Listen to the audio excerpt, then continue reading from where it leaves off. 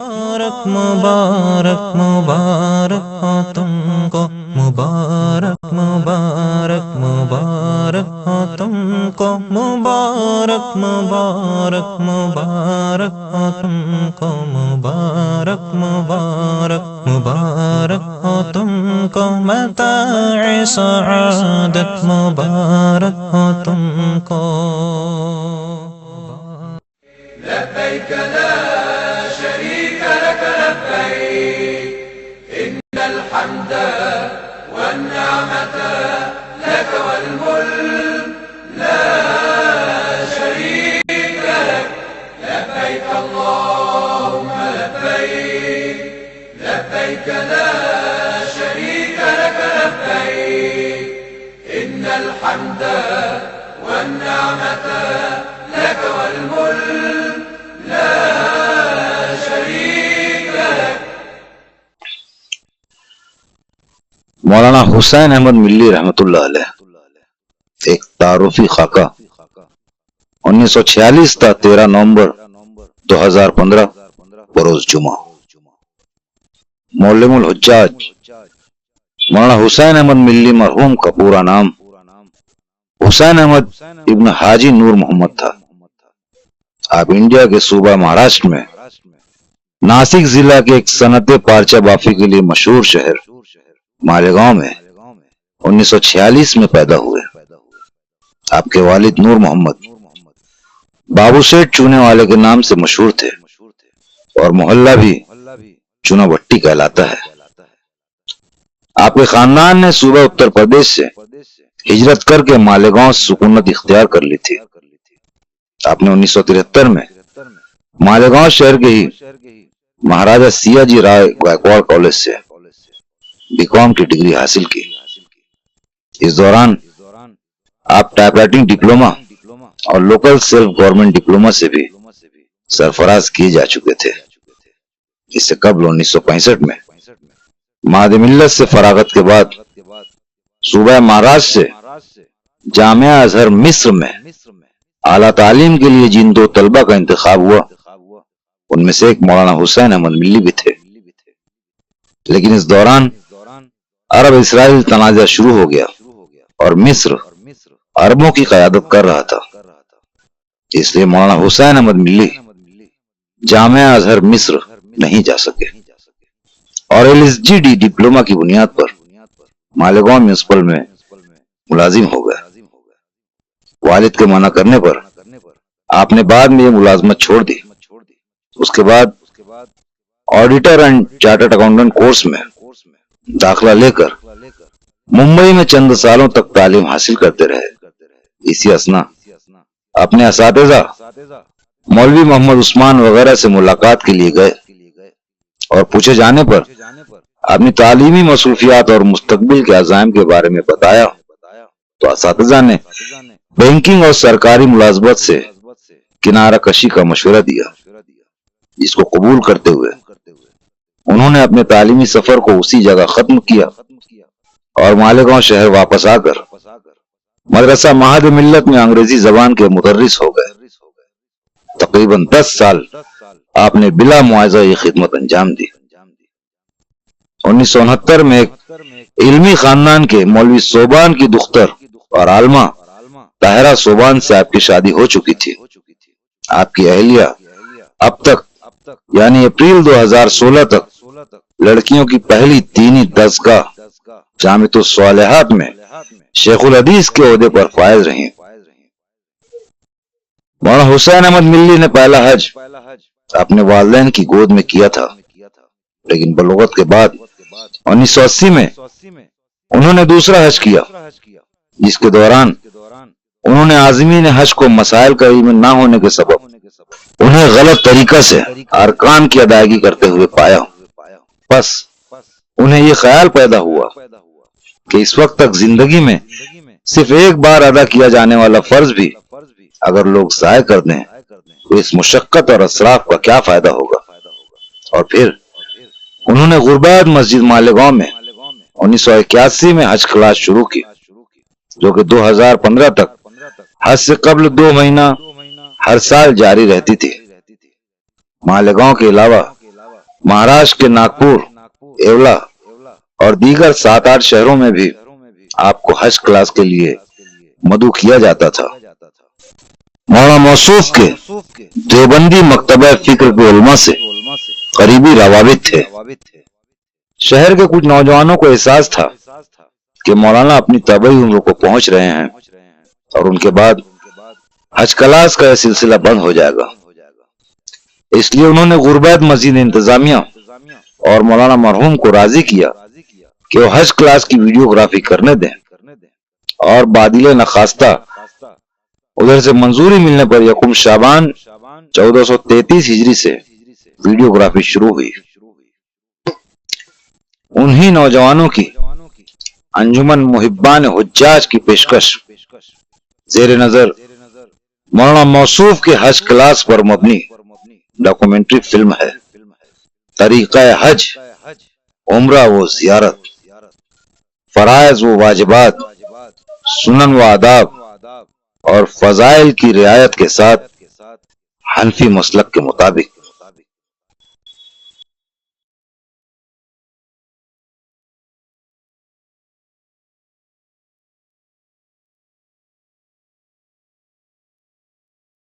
بسم اللہ الرحمن الرحیم نحمده ونصلی علی رسوله الکریم اما بعد قال اللہ تبارک وتعالی فی القرآن المجید اعوذ باللہ من الشیطان الرجیم بسم اللہ الرحمن الرحیم ان اول بیت وزع للناس للذی ببکۃ مبارکا وہدی للعالمین فیہ آیات بینات مقام ابراہیم ومن دخلہ کان آمنا وَلِلَّهِ عَلَى النَّاسِ حِجُّ الْبَيْتِ مَنِ اسْتَطَاعَ إِلَيْهِ سَبِيلًا وَمَنْ كَفَرَ فَإِنَّ اللَّهَ غَنِيٌّ عَنِ الْعَالَمِينَ وَأَيْضًا قَالَ تَبَارَكَ وَتَعَالَى وَأَذِّنْ فِي النَّاسِ بِالْحَجِّ يَأْتُوكَ رِجَالًا وَعَلَى كُلِّ ضَامِرٍ يَأْتِينَ مِنْ كُلِّ فَجٍّ عَمِيقٍ صدق اللہ العظیم۔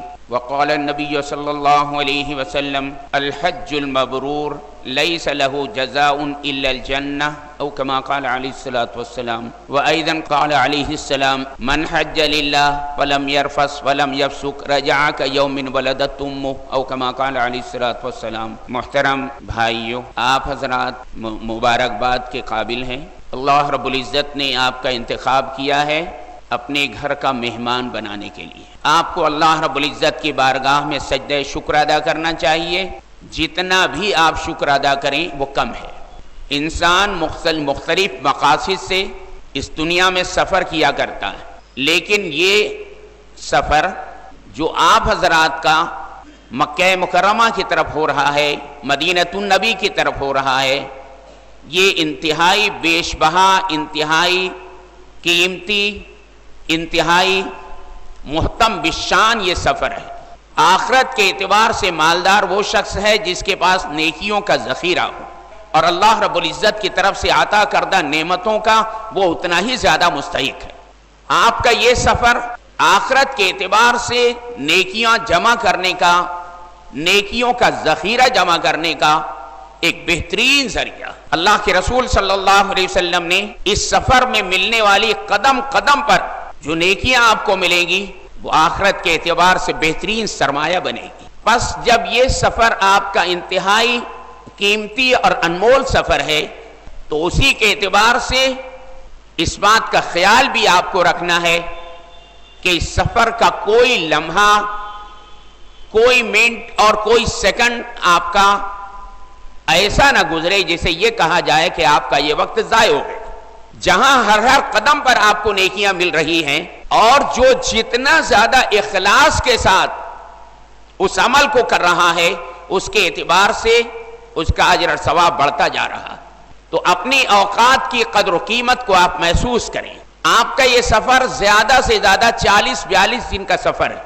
تھوڑی سی محنت، تھوڑی سی کوشش، تھوڑی سی جدوجہد آپ کو آخرت کے اعتبار سے زبردست نعمتوں کے حصول کا سبب بنا دے گی۔ بس آپ حضرات ابھی سے اس کے لیے کمر کس لیں کہ آپ کو ہر عمل اس انداز میں ہوگا جس طرح اللہ رب العزت نے کرنے کا حکم دیا ہے، جس طرح اللہ کے رسول صلی اللہ علیہ وسلم نے کر کے بتلایا۔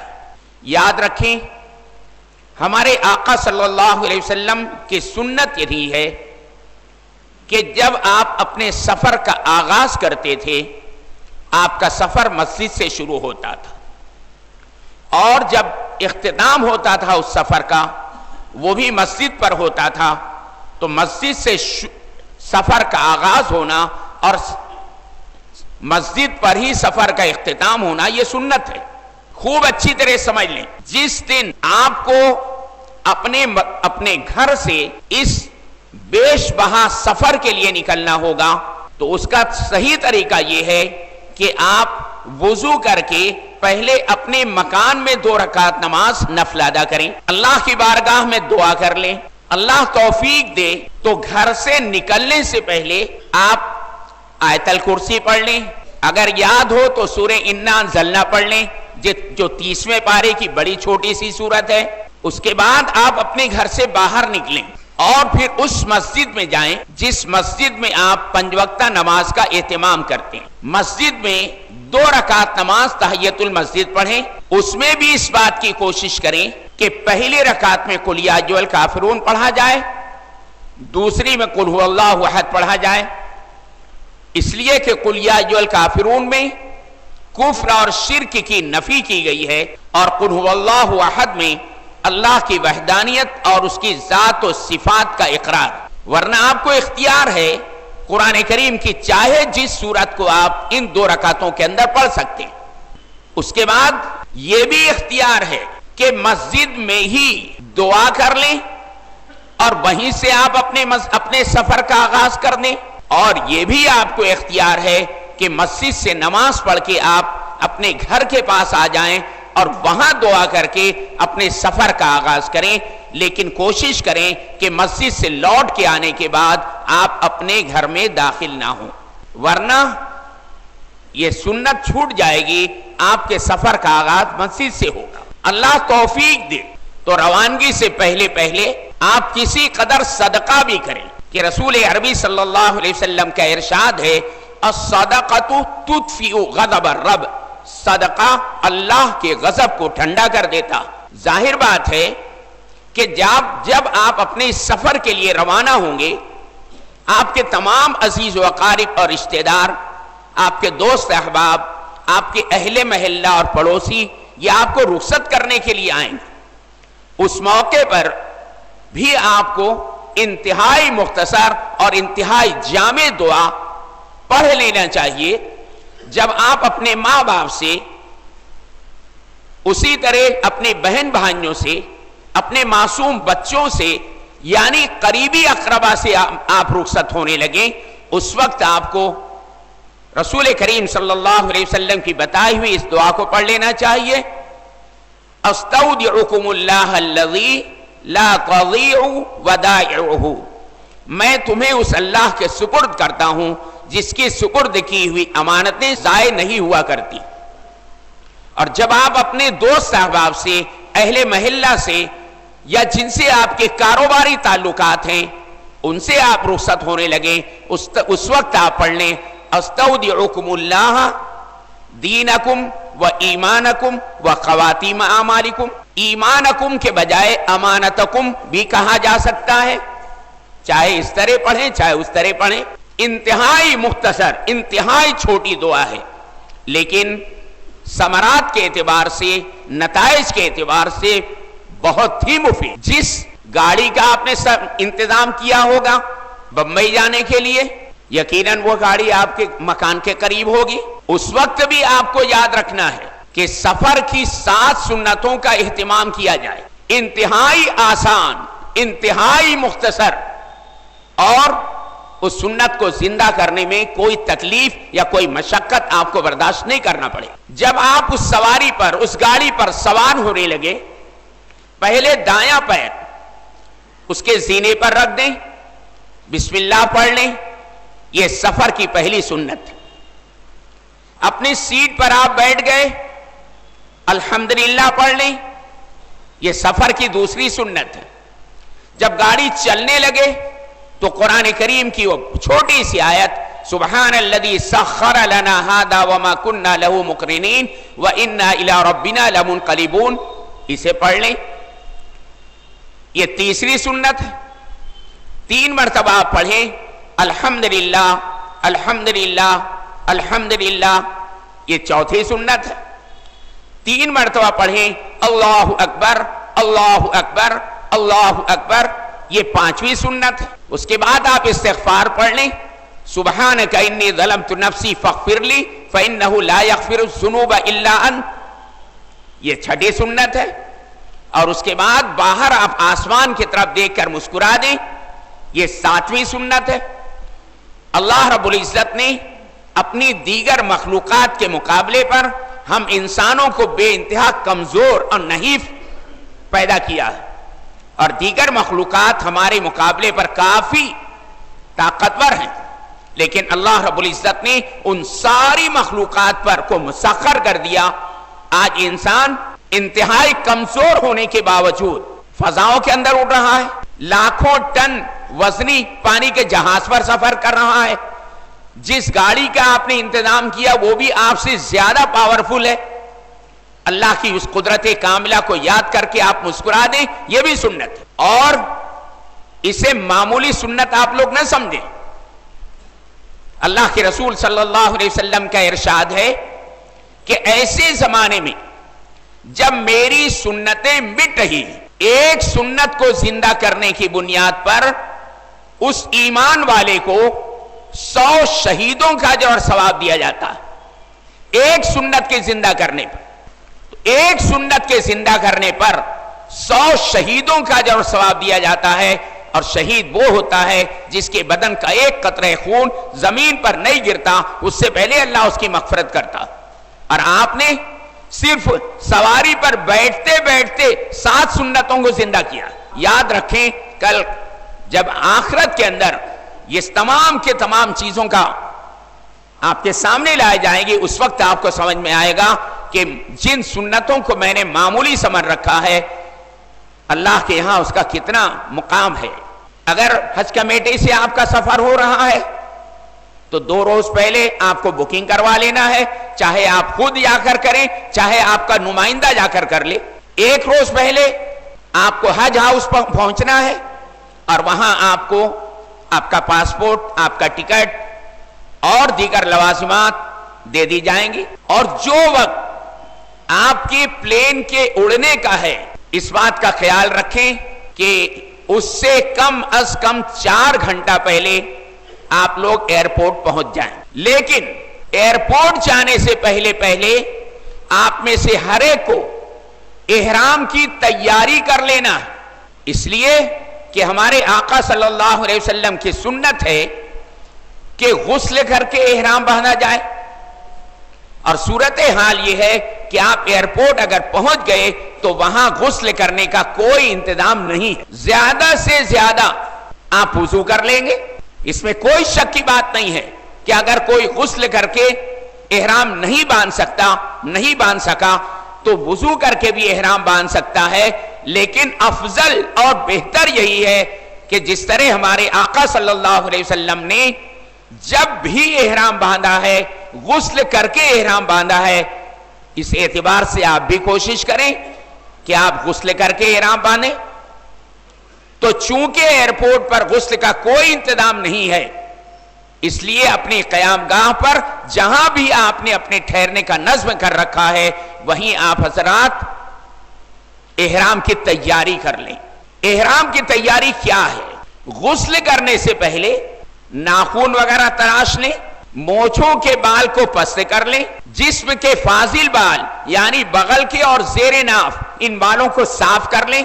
अगर आप चाहते हैं कि इहराम की हालत में आपके सर के बाल ना टूटें और इहराम बांधने से पहले ही आप अपने सर को मुंडवा लें, तब भी जायज। और अगर आप इन बालों के साथ सफर करना चाहते हैं तब भी आपको इख्तियार है, लेकिन उस शक्ल में आप गुस्ल करके अपने सर पर तेल लगाकर कंघी से बालों को दुरुस्त कर लें। तो गोया गुस्ल करने से पहले उसकी तैयारी करनी है और उसके बाद आप गुस्ल करें, उसके बाद इहराम बांध लें। मर्दों का इहराम 2 बगैर सिली हुई चादरें, एक चादर से आप तहमद या लुंगी बांधेंगे, दूसरी चादर को आप ओढ़ लेंगे। ये 2 चादरें मर्दों का इहराम है। दोनों चादरों का बगैर सिली हुई होना अफजल है। लेकिन मसला यह है कि अगर आप में कोई ऐसा शख्स है जो ये महसूस करता है कि अगर वो चादर जिसको मैंने तहमत के तौर पर या लुंगी के तौर पर बांध रखा है, चूंकि वो चादर बगैर सिली हुई है, तो खुदा न खास्ता नींद की हालत में या जागने की हालत में मेरी सतर नजर ना आ जाए, और इस अंदेशे की बुनियाद पर कि मेरी सतर खुल जाएगी, तो उस शक्ल में मसला यह है कि इहराम की वो चादर जिसको आप तहमत के तौर पर या लुंगी के तौर पर इस्तेमाल करेंगे, उसको दरमियान से आप सी सकते हैं, आपको इजाजत है। लेकिन याद रखें, अफजल वही है कि दोनों चादरें बगैर सिली हुई हों। रसूल करीम सल्लल्लाहु अलैहि वसल्लम ने और सहाबे किराम ने जब भी इहराम बांधा है, दोनों चादरें बगैर सिली हुई थी। ये तो मसला मैंने आपको बता दिया कि आप लुंगी वाली चादर को दरमियान से सी सकते हैं ताकि आपकी सतर नजर ना आए। इन दो चादरों के अलावा आपके बदन पर कोई सिला हुआ कपड़ा नहीं होगा। सारे सिले हुए कपड़ों को आपको अपने बदन से जुदा कर देना है, उतार देना। अब आपका लिबास सिर्फ यही होगा जो आपने इहराम का बांध रखा। उसके बाद आपको इस बात का ख्याल रखते हुए कि वो मकरूह वक्त ना हो, आपको 2 रकात नमाज नफल पढ़ना, और ये 2 रकात जो इहराम बांधने के बाद आप पढ़ेंगे, उस वक्त इहराम की चादर आपके सर पर होगी। इसमें भी आपके लिए अफजल है कि पहली रकात में कुल या अय्युहल काफिरून पढ़ें, दूसरी रकात में कुल हुवल्लाहु अहद पढ़ें। वरना अगर आप कुरान करीम की कोई और सूरत पढ़ना चाहें तब भी जायज है। 2 रकात नमाज जब आप अदा करें, इस बात पर नजर डाल लें कि जिस वक्त आप नमाज पढ़ रहे हैं वो मकरूह वक्त ना हो। फजर की नमाज आप अदा कर चुके हैं, उसके बाद आप इहराम बांध रहे हैं, तो जब तक इशराक का वक्त ना हो जाए इस नमाज को ना पढ़ा जाए। उसी तरह जब सूरज सर पर आ जाता है, जिसको जवाल का वक्त कहते हैं, वो भी मकरूह है वक्त है, उस वक्त भी आप इन 2 रकातों को ना पढ़ें। असर की नमाज अगर आप अदा कर चुके हैं तो गुरूब आफताब तक इस नमाज को नहीं पढ़ा जा सकता। ये तीनों औकात मकरूह है। इसका ख्याल रखते हुए आपको 2 रकात नमाज पढ़ना है। जिस वक्त आप नमाज अदा कर रहे हैं उस वक्त इहराम की चादर आपके सर पर होगी। जब आप सलाम फेर देंगे, अस्सलामु अलैकुम व रहमतुल्लाह, अस्सलामु अलैकुम व रहमतुल्लाह, फौरन सर से चादर गिरा दें और उसके बाद उम्रे की नियत कर लें। उम्रे की नियत क्यों करना है, आप इस बात को पेश नजर रखें। हज की 3 किस्में, हज क़िरान, हज तमत्तु और हज इफराद। जो लोग हज क़िरान की नियत से सफर करना चाहते हैं तो 2 रकात नमाज अदा करने के बाद जब वो नियत करेंगे तो उन्हें हज और उम्रा दोनों की एक साथ नियत करना पड़ेगी। अल्लाहुम्मा इन्नी उरीदुल हज वल उम्रा फयस्सिरहुमा ली व तक़ब्बलहुमा मिन्नी। ऐ अल्लाह, मैं हज और उम्रा दोनों की नियत करता हूं, ऐ अल्लाह इन दोनों को मेरे लिए आसान फरमा और कबूल फरमा। आपने जो इहराम बांधा उस इहराम में आपने उम्रे की भी नियत की है और हज की भी नियत की है, लिहाजा मक्का मुकर्रमा पहुंचने के बाद आपको उसी इहराम में उम्रा भी करना है और हज भी करना। जब तक आप 10 ज़िलहज्जा को जमरा अक़बा की रमी से फारिग होकर कुर्बानी कर लेंगे, बाल मुंडवा लेंगे, उसके बाद ये इहराम खुलेगा और उतने दिनों तक इहराम की सारी पाबंदी आप पर रहेगी। तो आपने जब 2 रकात मुकम्मल की, फिर आपने अगर हज क़िरान की नियत की है तो हज और उम्रे की नियत कर लेने के बाद आपको बुलंद आवाज से 3 मरतबा लब्बैक पढ़ लेना है। याद रखें, सिर्फ नियत करने से इहराम की पाबंदी शुरू नहीं होती। जब तक आप लब्बैक नहीं पढ़ेंगे उस वक्त तक इहराम की कोई पाबंदी आप पर नहीं, आप आजाद हैं।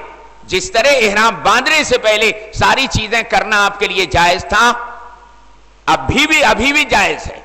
ہاں جیسے ہی آپ نے لبیک پڑھ لیا، لبیک اللہم لبیک لبیک لا شریک لک لبیک ان الحمد والنعمت لک والملک لا شریک لک، لبیک اللہم لبیک لبیک لا شریک لک لبیک ان الحمد والنعمت لک والملک لا شریک لک، لبیک اللہم لبیک لبیک لا شریک لک لبیک ان الحمد والنعمت لک والملک لا شریک لک۔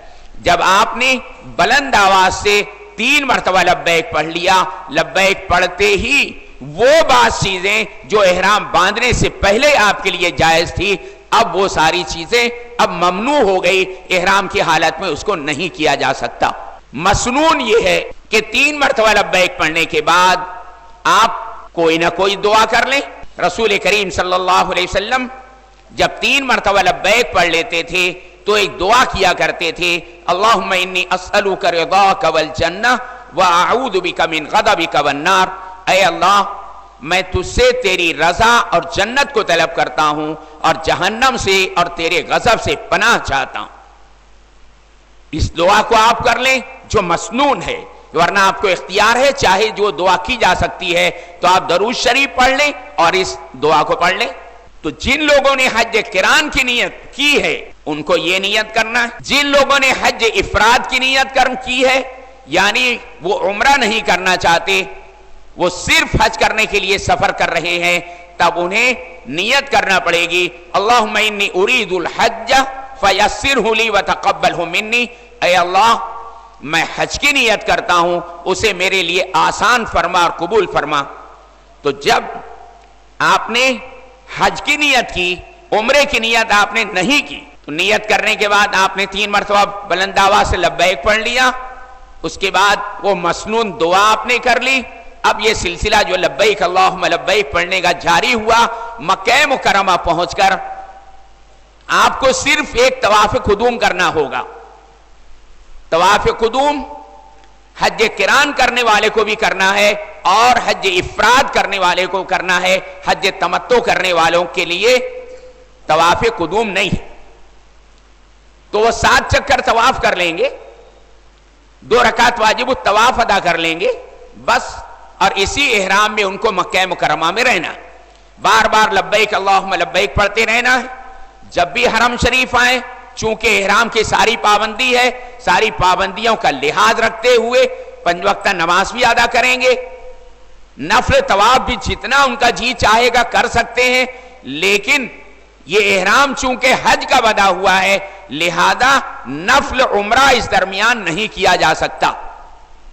حج قران کرنے والا بھی جب تک حج سے فارغ نہیں ہوگا نفل عمرہ نہیں کر سکتا، حج افراد کرنے والا بھی جب تک حج سے فارغ نہ ہو جائے اس وقت تک وہ نفل عمرہ نہیں کر سکتا۔ تو حج افراد کی نیت سے جن لوگوں نے سفر کیا ہے یعنی صرف حج کی نیت سے انہوں نے احرام باندھا ہے، ان کو اسی احرام میں مکہ مکرمہ میں رہنا ہے اور اسی احرام میں 8 ذی الحجہ کو منی روانہ ہونا ہے، نئے سرے سے ان کو احرام باندھنے کی ضرورت نہیں ہے، نہ حج قران کرنے والے کو نیا احرام باندھنا ہے اور نہ ہی حج افراد کرنے والے کو، اس لیے کہ ان لوگوں نے بمبئی میں ہی احرام باندھنے کے بعد جو نیت کی ہے وہ حج کی ہے، قران کرنے والے نے حج اور عمرہ دونوں کی نیت کی، تو قران کرنے والا تو مکہ مکرمہ پہنچ کر پہلے مکمل عمرہ کرے گا، 7 چکر طواف کرے گا، 2 رکعت واجب الطواف پڑھے گا، ملتزم کی دعا کر لے گا، زمزم پی لے گا، 9ویں مرتبہ حجر اسود کا استلام کر کے صفا مروہ کے درمیان 7 چکر سعی کر لے گا، اس کے بعد 2 رکعت نماز نفل ادا کر کے بال نہیں مڈائے گا۔ عمرہ کرنے والا چونکہ اس نے حج قران کی نیت کی ہے، اسی احرام میں اس کو حج بھی کرنا بھی باقی ہے، اگر سعی سے فارغ ہونے کے بعد وہ بال منڈوا دے گا تو اس کا احرام کھل جائے گا، اس کو بال نہیں کٹوانا ہے اور پھر اسی احرام میں اسے مکہ مکرمہ میں رہنا۔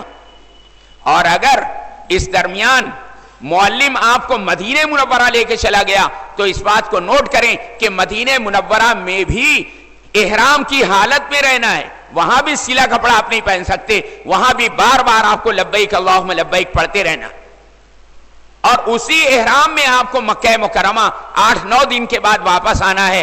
اہل مدینہ کی میقات ذوالحلیفہ پر رک کر نئے سرے سے آپ کو احرام نہیں باندھنا ہے، اس لیے کہ آپ کے بدن پر احرام موجود ہے. اور اسی احرام میں آپ مینا چلے جائیں گے. 9 تاریخ کو عرفات پہنچ جائیں گے. 9 تاریخ کی رات مزدلفہ میں گزر جائے گی. 10 تاریخ کو آپ واپس آئیں گے. پہلا کام بڑے شیطان کو کنکری مارنا ہے. جمرہ عقبہ کی آپ رمی کریں گے، واجب قربانی کریں گے، اس کے بعد بال منڈوائیں گے، تب آپ کا احرام کھلے. تو حج افراد کرنے والا بھی اور حج قران کرنے والا بھی یہاں سے جو احرام باندھ کر جائے گا بمبئی سے، وہ 10 تاریخ کو ہی کھلے گا. البتہ حج افراد کرنے والے پر قربانی واجب نہیں ہے. وہ بڑے شیطان کو کنگری مارے، بال منڈوا دے، احرام کھل جائے گا. اس کے لیے قربانی کرنا واجب نہیں ہے. اگر کرے گا تو مستحب ہے، ثواب مل جائے گا. لیکن حج قران کرنے والے پر قربانی کرنا واجب ہے. یہ 2 قسم ہو گئی جس میں احرام جب بندھے گا وہ حج کے بعد کھلے گا. اور حج کی تیسری قسم ہے حج تمتع. یہ سب سے آسان حج ہے. اس میں ایک احرام سے عمرہ کیا جاتا ہے، دوسرے احرام سے حج کیا جاتا ہے. تو جب آپ نے عمرے کی نیت سے بمبئی میں احرام باندھ لیا، مکہ مکرمہ پہنچ کر عمرے سے فارغ ہو کر آپ بال منڈوا دیں گے، احرام کھل گیا. زیادہ سے زیادہ 1-1.5 دن آپ کے بدن پر احرام رہے گا اور احرام کی پابندی رہے گی. اس کے بعد جب آپ نے بال کٹوا لیا تو اب احرام کی ساری پابندی ختم ہو جائے گی. پھر 8 ذی الحجہ کو دوبارہ آپ احرام باندھیں گے، وہ حج کی نیت سے ہوگا. وہ بھی مشکل سے 2-2.5 دن آپ کے جسم پر رہے گا. 10 تاریخ کو جمرہ عقبہ کی رمی کر کے آپ قربانی کر لیں گے، بال مڑوا دیں گے، وہ بھی احرام کی پابندی ختم ہو جائے گی. تو سب سے آسان حج حج تمتع ہے. اس لیے اسی کی تعلیم آپ کو دی جا رہی ہے تاکہ سہولت کے ساتھ آپ اپنے فریضے کو ادا کر سکیں. ورنہ یاد رکھیں، ہمارے آقا صلی اللہ علیہ وسلم نے حجۃ الوداع کے موقع پر جو احرام باندھا تھا وہ حج قران کی نیت سے باندھا تھا. یعنی آپ نے ایک ہی احرام میں عمرہ بھی کیا ہے اور حج بھی کیا. امام اعظم ابو حنیفہ رحمۃ اللہ علیہ کے مسلک میں حج قران سب سے زیادہ افضل ہے، اور امام شافعی اور دیگر ائمہ کے ہاں حج تمتع کرنا سب سے زیادہ افضل ہے. آپ کی سہولت کے لیے اور آپ کی آسانی کے لیے یہ کہا جاتا ہے کہ آپ حج تمتع کر لیں تاکہ کم سے کم دنوں تک آپ کے اوپر احرام کی پابندی رہے. میں پہلے آپ لوگوں کو احرام باندھ کر بتلا دوں، اور اگر پیر کو تھوڑا پھیلا کے آپ باندھیں گے تو احرام کی حالت میں آپ سہولت کے ساتھ چل سکیں گے جتنی تیز آپ چاہیں. یہ دیکھیے، یہ احرام کی چادر ہے.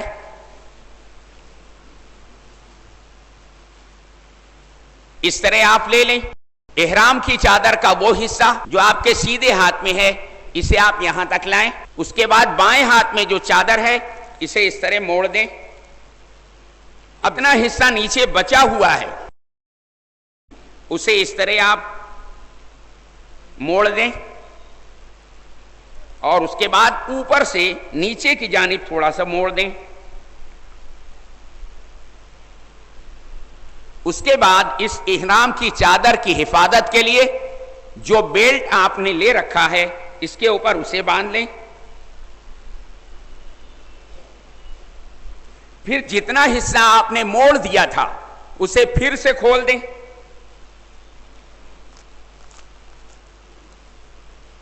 اب جتنا آپ کا جی چاہے اس چادر کو اور اوپر لیں تاکہ ٹخنا وغیرہ سب کھلا رہے.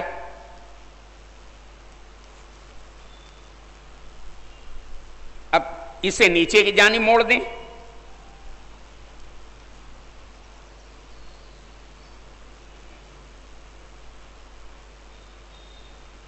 اب جتنا حصہ احرام کی چادر کا بیلٹ کے اوپر سے نیچے لٹک رہا ہے اسے آپ بیلٹ کے نیچے ڈال دیں.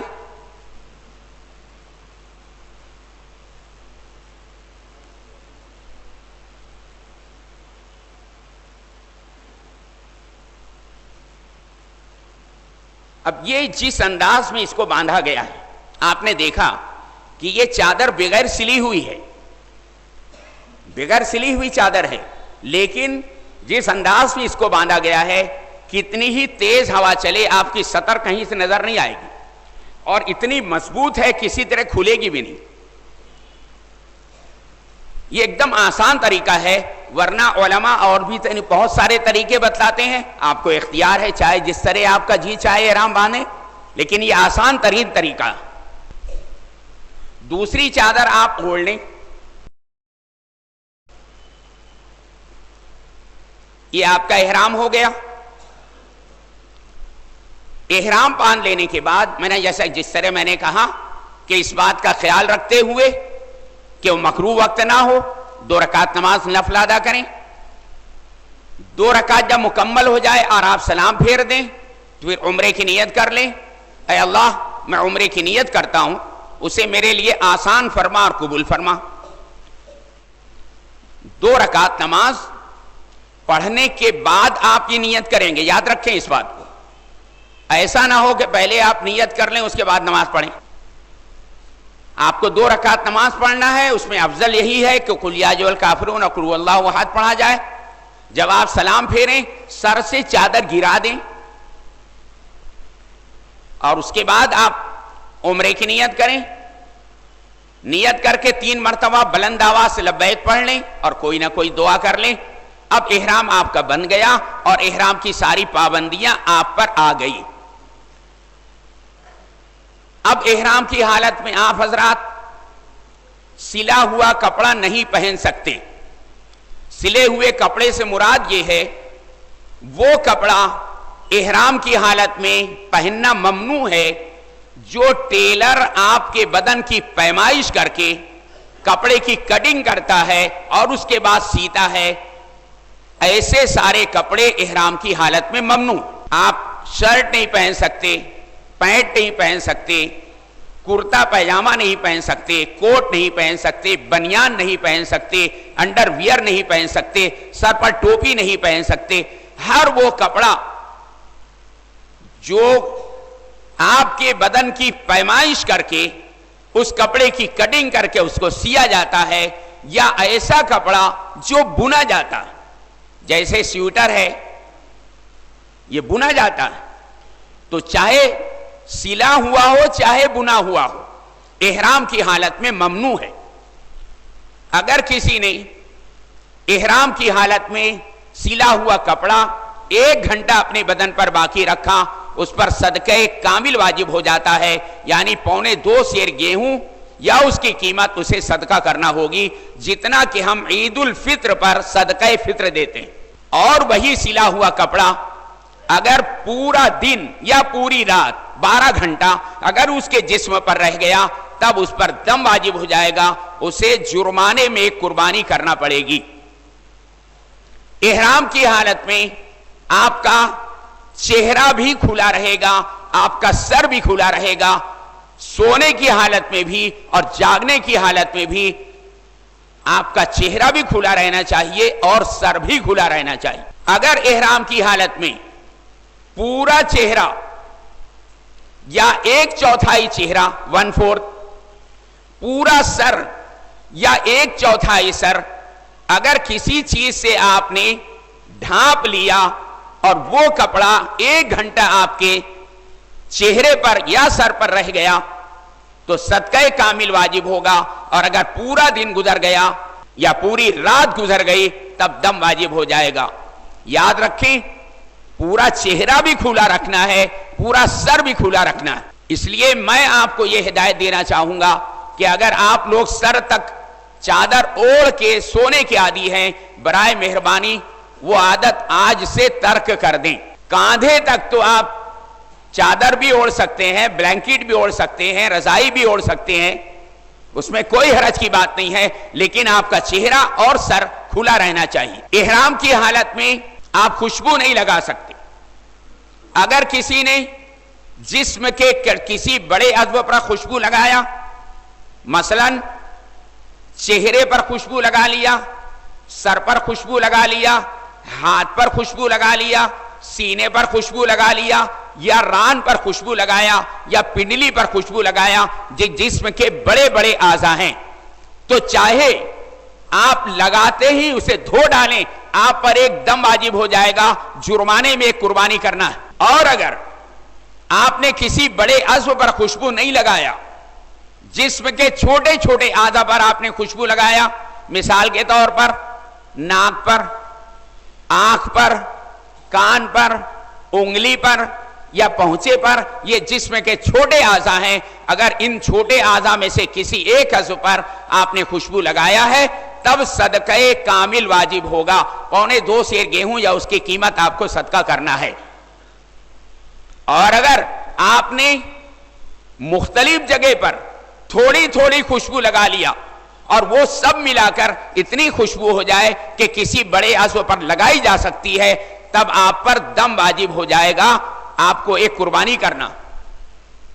احرام کی حالت میں آپ ناخن نہیں کاٹ سکتے۔ اگر کسی نے ایک نشست میں، ایک مجلس میں دونوں ہاتھ اور دونوں پیر کے ناخن کو تراش لیا ہے، کاٹ لیا ہے، تو اس پر ایک دم واجب ہو گیا۔ اور اگر اس نے ایک مرتبہ ایک ہاتھ کا 5 ناخن کاٹا، دوسری مرتبہ دوسرے ہاتھ کا 5 ناخن کاٹا، اس کے بعد تیسری مرتبہ ایک پیر کا ناخن کاٹا، چوتھی مرتبہ دوسرے پیر کا ناخن کاٹ لیا، یاد رکھیں 4 دم واجب ہو گیا، 4 قربانی کرنا پڑے گی۔ یہ اس شکل میں ہے جب 5 ناخن کاٹے جائیں۔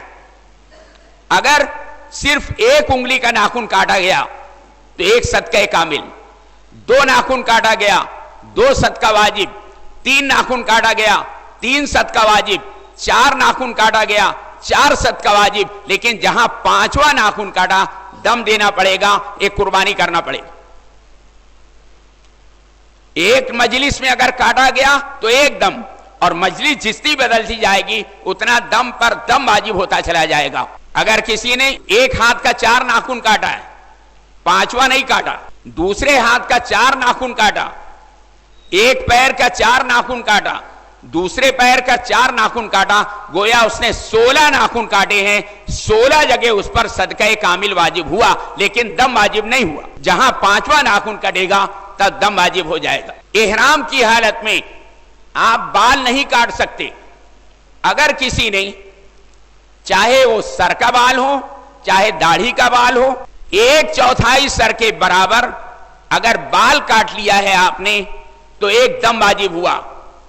اگر قصدن ایک بال آپ نے توڑا ہے تو 1 مٹھی گیہوں صدقہ کریں، 2 بال آپ نے توڑا ہے 2 مٹھی گیہوں صدقہ کریں، 3 یا 3 سے زیادہ، چاہے جتنا بال ہو 1/4 سر کے برابر نہ ہو تو صدقہ کامل واجب ہوتا ہے۔ اور جہاں 1/4 سر کے برابر بال کٹ گیا تب دم واجب ہوتا ہے۔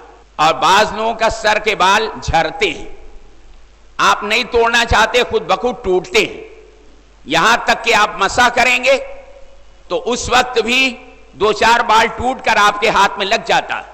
آپ سونے کے لیے بستر پر گئے، جب آپ جاگیں گے 2-4 بال ٹوٹا ہوا تکیے پر مل جائے گا، تو آپ نے خود نہیں توڑا، خود بخود ٹوٹا ہے، اس شکل میں 3 بال کے بدلے میں 1 مٹھی گیہوں صدقہ کیا جائے۔ احرام کی حالت میں پیر کی ابری ہوئی ہڈی، یہ جو درمیان میں ابری ہوئی ہڈی ہے، یہ نہیں چھپنا چاہیے۔ اگر کسی جوتے کو آپ نے پہنا یا کوئی ایسا چپل آپ نے پہنا کہ جس میں درمیان میں پٹی ایسی تھی کہ وہ ابری ہوئی ہڈی چھپ گئی، یاد رکھیں 1 گھنٹہ اگر آپ نے اس جوتے چپل کو پہنے رکھا ہے تو صدقہ کامل واجب ہوگا، اور 12 گھنٹہ اگر گزر جائے گا تب دم واجب ہوگا۔ تو یہ جو موٹی موٹی چیزیں ہیں، بیوی سے کسی بھی قسم کا انتفاع ناجائز ہے، ممنوع ہے، کسی بھی قسم کا آپ اس سے فائدہ حاصل نہیں کر سکتے احرام کی حالت میں، یہ سب ممنوع۔ تو یہ سب پابندیاں آپ پر آ گئی جیسے ہی آپ نے 3 مرتبہ لبیک پڑھا۔ اور اس کے بعد اب اہم ترین عبادت آپ کے لیے یہ ہے کہ آپ کثرت سے لبیک اللہم لبیک پڑھتے رہیں، خاص طور پر تغیر حالات کے موقع پر۔ صبح ہوئی تو لبیک، شام ہوئی تو لبیک، सोने के लिए बिस्तर पर गए तो लब्बैक पढ़ें, जाग गए तो लब्बैक पढ़ें, कोई ऊंची जगह चढ़ने लगे तो लब्बैक पढ़ें, नीचे उतरने लगे तो लब्बैक पढ़ें, किसी से मुलाकात करें तो लब्बैक पढ़ें, उससे रुखसत होने लगे तो लब्बैक पढ़ें, और खास तौर पर हर नमाज के बाद लब्बैक पढ़ें। फराइज की अदायगी के साथ अहम तरीन इबादत अब आपके लिए यह है कि आप कसरत से लब्बैक अल्लाहुम्मा लब्बैक पढ़ते रहें, यहां तक कि लब्बैक पढ़ते हुए आप प्लेन के अंदर चले जाएंगे। यहां एक बात मैं और आपको बतला दूं कि अपनी क़याम गाह पर भी इहराम बांध कर आप एयरपोर्ट आ सकते हैं, या अपनी क़याम गाह पर आपने इहराम नहीं बांधा, हवाई अड्डा आ गए तो एयरपोर्ट पर बाहर शामियाना बना होता है, टेंट बना होता है, मर्दों के लिए अलहदा और औरतों के लिए अलहदा, वहां भी जाकर आप इहराम बांध सकते हैं।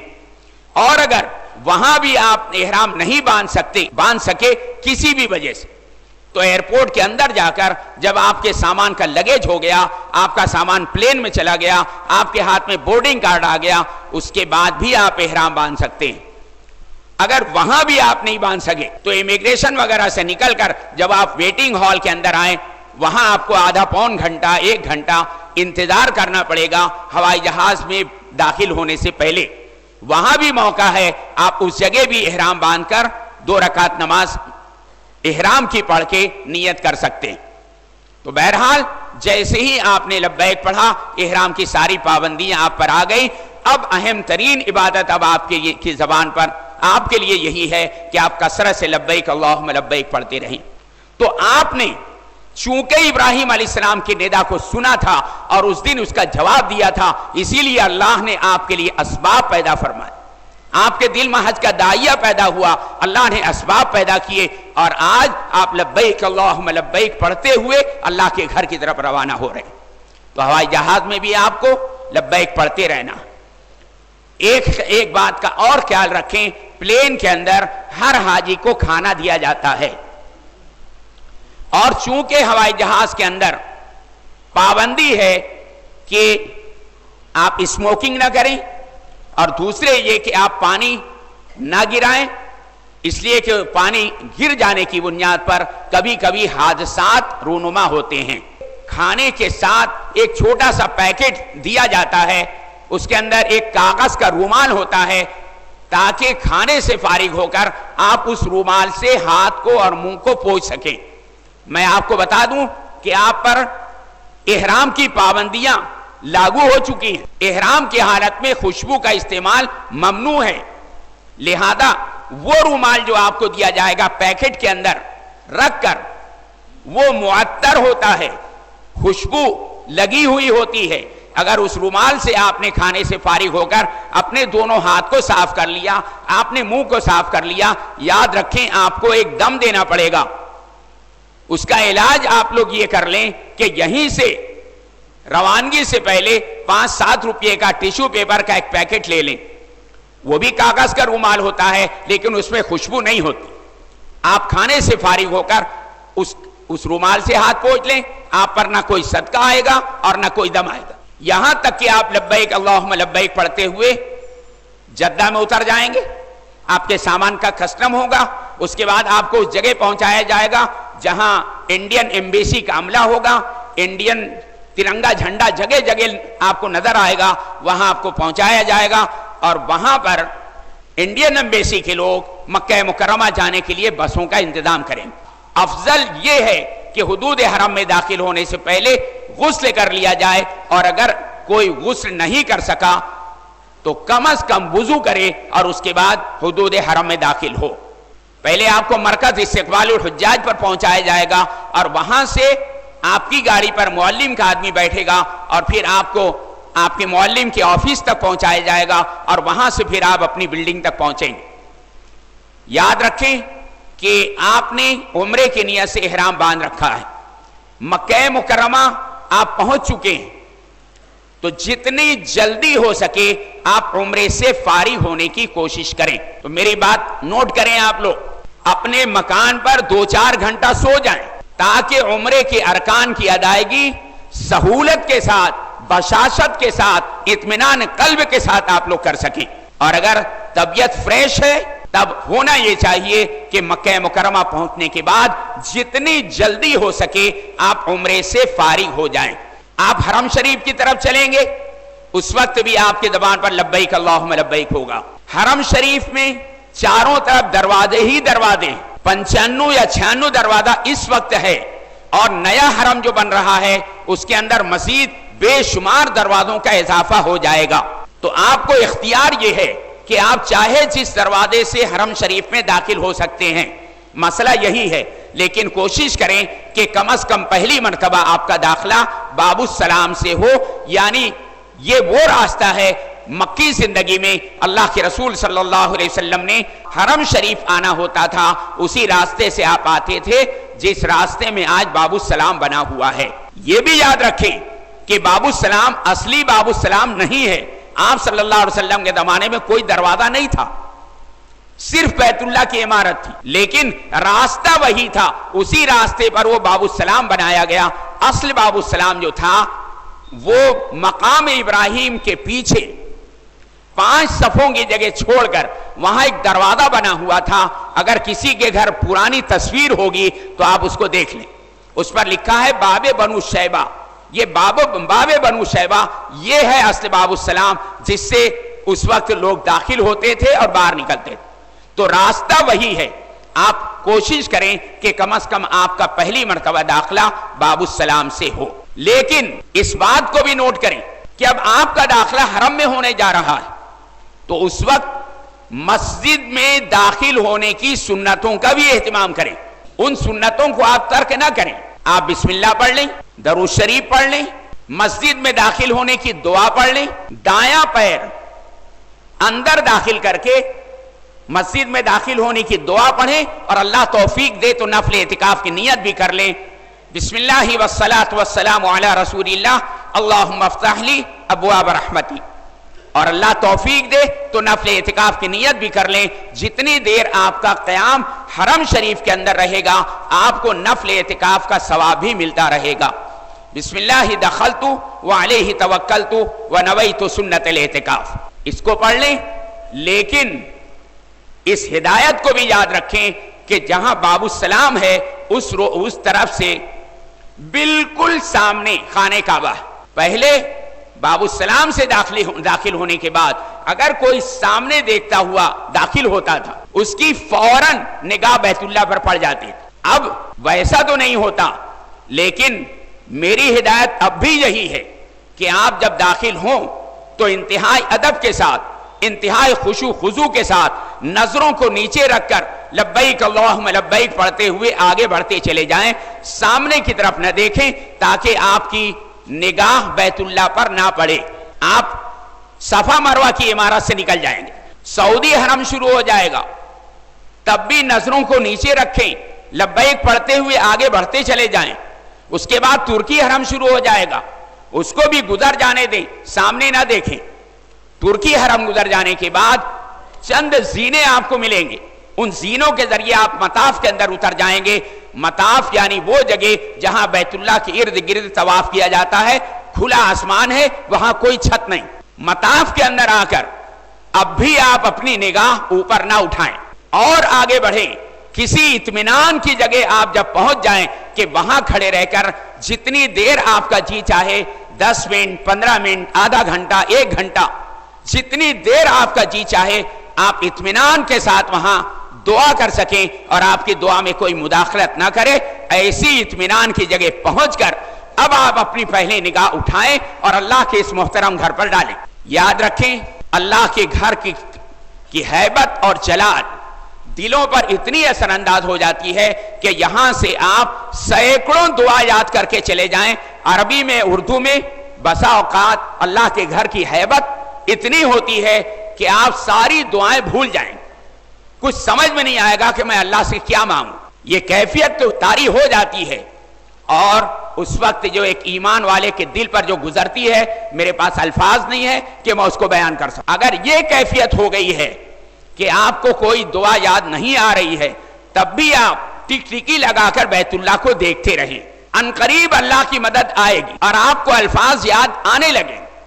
जब आपको अल्फाज याद आने लगे तो आपको 3 मरतबा تکبیر و تحلیل کہنا ہے. اللہ اکبر لا الہ الا اللہ، اللہ اکبر لا الہ الا اللہ، اللہ اکبر لا الہ الا اللہ. اس کے بعد آپ پڑھیں اللہم انت السلام ومنک السلام فحینا ربنا بالسلام. اور اگر اللہ توفیق دے اور آپ یاد کر سکیں تو انتہائی جامع دعا ہے. جب بیت اللہ پر آپ کی نگاہ پڑا کرے اس کو پڑھ لیا کریں. اللہم زد بیتک ھذا تعظیما و تشریفا و تکریما و مہابتا و رفعتا و برا، وزد اللہم ممن حجہ او اعتمرہ تعظیما و تشریفا و تکریما و مہابتا و رفعتا و برا. بہت جامع دعا ہے. آپ دعا کرتے ہیں اللہ کی بارگاہ میں، اے اللہ اپنے اس گھر کی عزت، عظمت، شرافت، کرامت، ہیبت، اس کی اچھائیاں، اے اللہ اس کو اور بڑھا اور بڑھا. اور اے اللہ پوری دنیا سے آنے والے حجاج کرام اور عمرہ کرنے والے، اے اللہ ان کی عزت، عظمت، شرافت، کرامت، ہیبت، ان کی اچھائیاں، اے اللہ ان کو اور بڑھا اور بڑھا. تو آپ نہ صرف یہ کہ اللہ کے گھر کے حق میں آپ دعا کرتے ہیں، پوری دنیا سے آنے والے تمام حجاج کرام اور عمرے کے لیے آنے والوں کے حق میں بھی دعا کرتے ہیں. اور یہ یاد رکھیں رسول کریم صلی اللہ علیہ وسلم نے بشارت دی ہے کہ بیت اللہ پر جب پہلی نگاہ پڑتی ہے اس وقت کی ساری دعائیں مستجاب ہیں.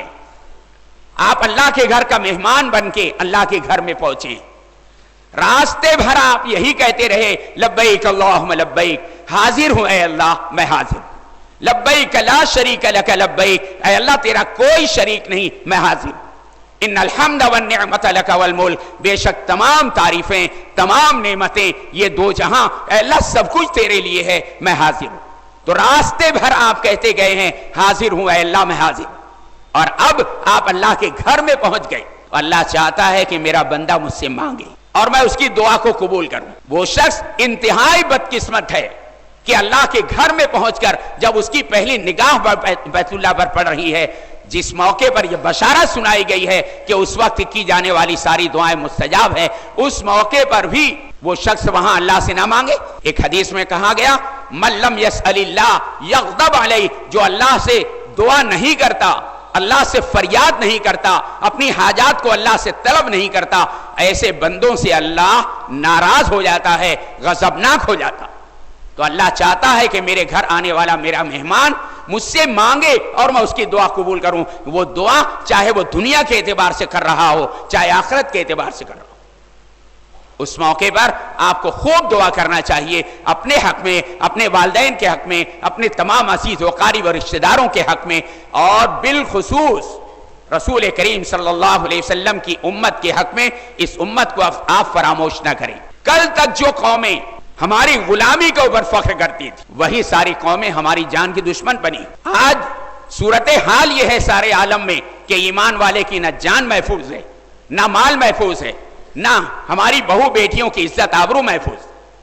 آج یہ موقع ہے کہ آپ اللہ کے گھر میں پہنچے ہیں. اللہ کے رسول صلی اللہ علیہ وسلم نے بشارت سنا دی ہے کہ اس موقع پر آپ جو دعا کریں گے آپ کی دعا قبول کی جائے گی. تو آپ اس امت کے حق میں بھی خوب دعا کریں. اور ایک دعا حضرت امام اعظم ابو حنیفہ رحمۃ اللہ علیہ کی انتہائی مختصر، انتہائی جامع، گویا پورا سمندر ایک کوزے کے اندر بند کر دیا گیا ہے، اس کو بھی کر لیں. حضرت امام صاحب رحمۃ اللہ علیہ جب بغداد سے حج کے لیے مکہ مکرمہ تشریف لائے تھے اور ان کی پہلی نگاہ بیت اللہ پر پڑی تھی، اس وقت انہوں نے دعا کی اے اللہ میں جب تک اس مقدس سرزمین پر رہوں، جہاں رہوں، جس جگہ رہوں، جو دعا کروں، اے اللہ میری ساری دعاؤں کو قبول فرما.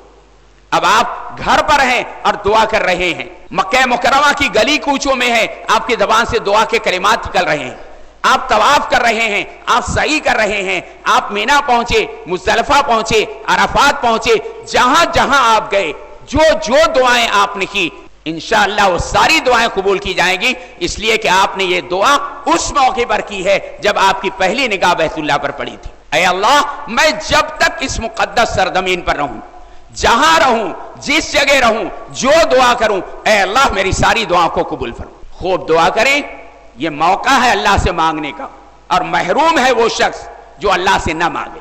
دعا سے فارغ ہو کر اب آپ کو بیت اللہ کے اس کونے کی طرف چلنا ہے जिस कोने में हजर अस्वद नसब है, बैतुल्लाह के 4 कोने, जिस कोने में हजर अस्वद नसब है, ये जन्नत से उतारा गया पत्थर जो आदम अलैहिस्सलाम के साथ जन्नत से उतारा गया था, जो तकरीबन 9 बाय 6 इंच का है। ये पत्थर लंबाई में ये 1.5 फुट है। जब ये जन्नत से उतारा गया तो दूध से ज्यादा सफेद था। अल्लाह के रसूल सल्लल्लाहु अलैहि वसल्लम ने इरशाद फरमाया, नज़ल अल हजरुल अस्वद मिनल जन्नह व हुवा अशद्दु बयादन मिनल लबन फसव्वदतहु खताया इब्न आदम। हजर अस्वद जब नाजिल किया गया, उतारा गया, तो वो दूध से ज्यादा सफेद था। इब्न आदम के गुनाहों ने इसे सियाह कर दिया।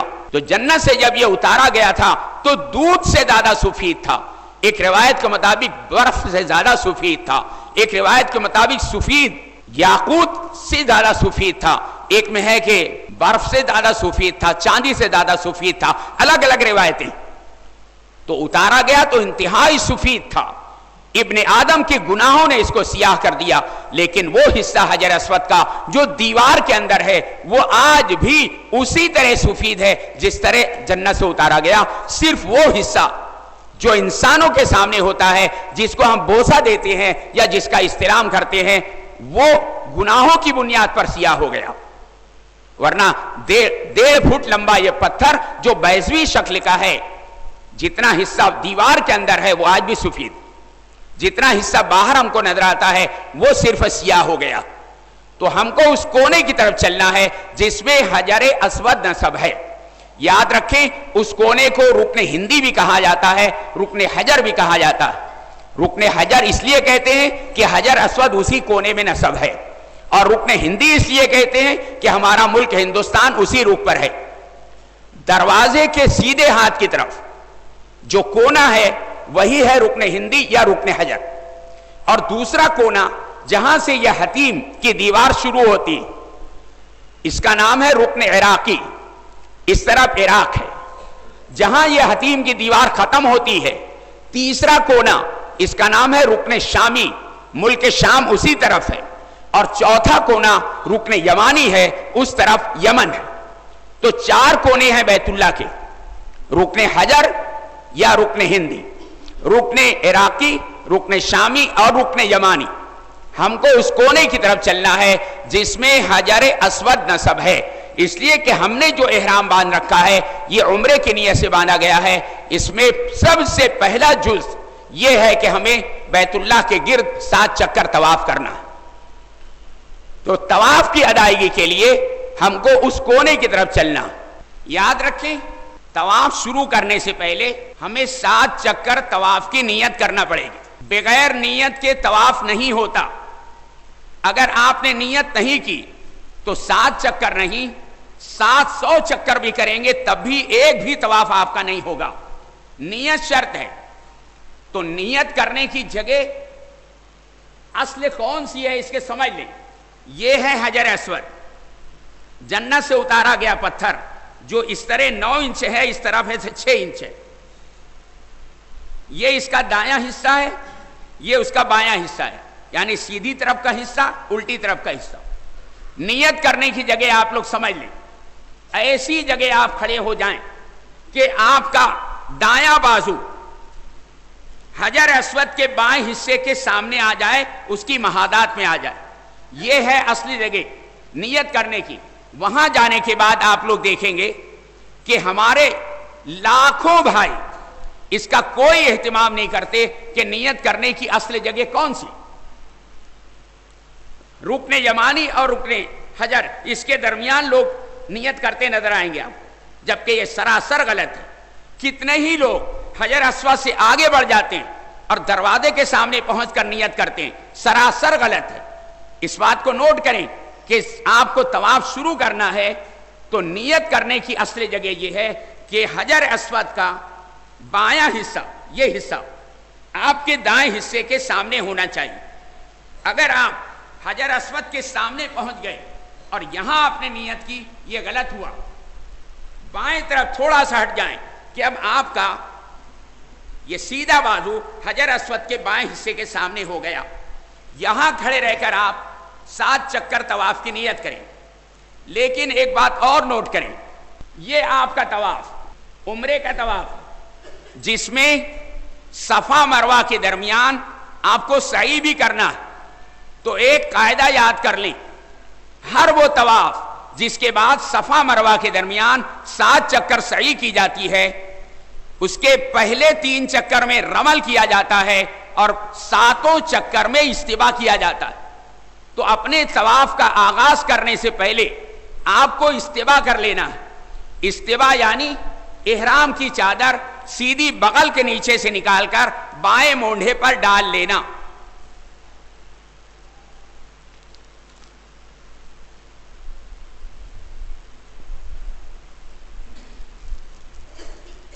یہ ہے استوا، احرام کی چادر سیدھی بغل کے نیچے سے نکال کر بائیں مونڈھے پر ڈال لینا استوا کہلاتا ہے۔ استوا کی یہ کیفیت پہلے چکر سے 7 چکر پورا ہونے تک رہے گی، یاد رکھیں اسے۔ استوا 7 چکر میں رہے گا، اور رمل پہلے 3 چکر میں ہوتا ہے۔ رمل کے معنی ہے اکڑ کے چلنا، جس طرح ایک پہلوان چلتا ہے سینہ تان کر، مونڈے ہلاتے ہوئے قریب قریب قدم رکھ کر چلنا رمل کہلاتا ہے۔ بعض لوگ یہ سمجھتے ہیں کہ رمل کے معنی دوڑنا، اور لوگ مطاف کے اندر دوڑتے رہتے، وہ سراسر غلط ہے۔ رمل کے معنی دوڑنا نہیں ہے، اکڑ کے چلنا ہے۔ جب بھیڑ بہت ہوتی ہے، لاکھوں کا مجمع ہوتا ہے، تو مجھے آپ بتائیں اس مجمع کے اندر آپ کیسے دوڑیں گے؟ اگر آپ نے رمل کے معنی دوڑنا سمجھ لیا، لیکن لاکھوں کے مجمع میں سینہ تان کے اکڑ کے تو کوئی بھی چل سکتا۔ تو آپ کو استوا کر لینا ہے۔ اس کے بعد حجر اسود کی بائیں طرف یہاں کھڑے رہ کر نیت کرنا ہے، اللہم انی ارید طواف بیتک الحرام 7 اشواط اللہم فیسرہ لی وتقبلہ منی۔ عربی میں نیت نہیں آتی، کوئی بات نہیں، آپ اردو میں نیت کر لیں، اے اللہ میں تیرے اس محترم گھر کے 7 چکر طواف کی نیت کرتا ہوں، اے اللہ اسے میرے لیے آسان فرما اور قبول فرما۔ نیت کر کے سیدھی جانب تھوڑا سا آپ ہٹ گئے، اب حجر اسود سامنے آ گئے۔ حجر اسود کے سامنے پہنچ کر پہلے آپ کو استقبال کرنا ہے۔ یاد رکھیں، پہلے استلام نہیں کرنا۔ استقبال کس کو کہتے ہیں اس کو بھی سمجھ لیں۔ اپنے دونوں ہاتھ تکبیر تحریمہ کی طرح، جس طرح آپ نماز کے لیے جب تیار ہوتے ہیں تو دونوں ہاتھ کانوں تک بلند کرتے ہیں، تکبیر تحریمہ کہتے ہیں، اس کے بعد ہاتھ باندھتے ہیں۔ اسے اسی طرح آپ بھی اپنے دونوں ہاتھ کانوں تک بلند کریں، بسم اللہ اللہ اکبر لا الہ الا اللہ وللہ الحمد، یہ پڑھ کر ہاتھ چھوڑ دیں۔ یہ ہو گیا استقبال۔ اس کے بعد آپ کو استلام کرنا ہے۔ استلام کے معنی حجر اسود کو بوسہ دینا۔ اس پر آپ ہاتھ رکھ کر اسے منہ سے چوم لیں گے۔ سمجھ میں آ رہی کہ نہیں بات؟ ابھی تک صرف آپ نے میری زبان سے سنا، یہاں پریکٹیکلی دیکھیں کس طرح ہوتا ہے، تاکہ وہاں کوئی غلطی آپ سے نہ ہو۔ تو پہلے بائیں طرف کھڑے رہ کر نیت کر لیں، اس کے بعد آپ سیدھی جانب ہٹ کر حجر اسود کے سامنے پہنچ جائیں، پہلے اس کا استقبال کریں، یعنی دونوں ہاتھ کانوں تک بلند کر کے بسم اللہ اللہ اکبر لا الہ الا اللہ وللہ الحمد یہ پڑھ کر ہاتھ چھوڑ دیں۔ اس کے بعد استلام کریں، یعنی حجر اسود پر دونوں ہاتھ رکھ کر اسے چوم لیں۔ یہ استلام کا پہلا طریقہ۔ اگر آپ اتنے قریب نہیں ہیں کہ اسے منہ سے چوم سکیں، آپ اور پیچھے ہیں کہ منہ سے چوما نہیں جا سکتا، لیکن آپ کا ہاتھ کہاں تک پہنچ سکتا، تو استلام کا دوسرا طریقہ یہ ہوگا، بسم اللہ اللہ اکبر لا الہ الا اللہ وللہ الحمد یہ پڑھ کر آپ اپنے دونوں ہاتھ یا کم از کم سیدھا ہاتھ حجر اسود پر رکھ دیں اور اسے چوم لیں۔ یہ استلام کا دوسرا طریقہ۔ اور تیسرا طریقہ یہ ہے کہ آپ اور پیچھے، اب نہ تو اسے منہ سے چوما جا سکتا ہے اور نہ ہی اس پر ہاتھ رکھ کے ہاتھ کو چوما جا سکتا ہے، لیکن آپ کے پاس کوئی لکڑی ہے، اس لکڑی سے آپ حجر اسود کو چھو سکتے ہیں۔ تو استلام کا تیسرا طریقہ آپ اختیار کریں گے، بسم اللہ اللہ اکبر لا الہ الا اللہ وللہ الحمد یہ پڑھ کر اس لکڑی سے اسے چھو دیں اور اسے چوم لیں۔ یہ طریقہ جو ہے عمرۃ القضاء کے موقع پر سن 7 ہجری میں جب اللہ کے رسول صلی اللہ علیہ وسلم 2000 صحابہ کے ساتھ عمرے کی نیت سے احرام باندھ کر مکہ مکرمہ تشریف لائے تھے، صلح حدیبیہ کے موقع پر جو شرائط طے ہوئی اس میں یہ تھا کہ آپ مکہ مکرمہ آئندہ سال آ سکتے ہیں اور 3 دن سے زیادہ رکنے کی اجازت نہیں ہوگی۔ تو جب آپ صلی اللہ علیہ وسلم 2000 صحابہ کے ساتھ ذوالحلیفہ جو اہل مدینہ کی میقات ہے وہاں سے عمرے کا احرام باندھ کر آپ مکہ مکرمہ تشریف لائے، تو آپ نے وہ جو طواف کیا ہے وہ اونٹ کی پیٹھ پر بیٹھ کر کیا ہے۔ یاد رکھیں آپ لوگ، عمرۃ القضاء کے موقع پر اللہ کے رسول صلی اللہ علیہ وسلم نے جو بیت اللہ کا 7 چکر طواف کیا وہ اونٹ کی پیٹھ پر بیٹھ کے آپ نے طواف کیا۔ ظاہر بات ہے کہ جو شخص اونٹ کی پیٹھ پر بیٹھا ہوا ہے حجر اسود کو کیسے منہ سے چومے گا یا حجر اسود پر ہاتھ رکھ کے کیسے چومے گا؟ تو آپ صلی اللہ علیہ وسلم کے پاس جو عصا تھا جو آپ اپنے ساتھ لے کر چلتے تھے، تو ہر چکر میں اونٹ کی پیٹھ پر بیٹھے ہوئے اللہ کے رسول صلی اللہ علیہ وسلم نے استلام کا تیسرا طریقہ اختیار کیا، لکڑی سے حجر اسود کو چھو دیا اور اسے چوم لیا۔ یہ استلام کا تیسرا طریقہ ہے۔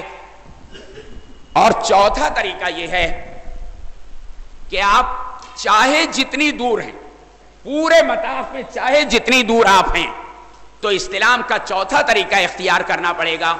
آپ اسی طرح بسم اللہ اللہ اکبر لا الہ الا اللہ وللہ الحمد پڑھ کر اس نیت کے ساتھ کہ میرے دونوں ہاتھ حجر اسود پر رکھے ہوئے ہیں ہاتھوں کو چوم لیں گے۔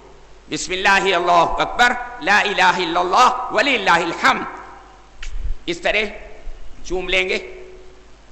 لیکن ایک بات نوٹ کریں، ابھی آپ کے جسم پر احرام ہے اور احرام کی حالت میں خوشبو کا استعمال ممنوع ہے، اور عام طور پر لوگ حجر اسود پر آ کر خوشبو مل دیتے ہیں، پوری عطر کی شیشی حجر اسود پر ڈال کے اسے مل دیتے ہیں۔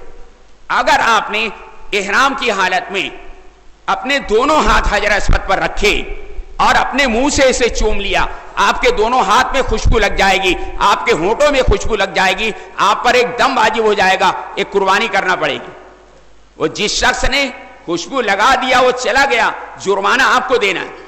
اس لیے یاد رکھیں کہ جب تک آپ کے جسم پر احرام ہے پہلا اور دوسرا طریقہ اختیار نہ کریں۔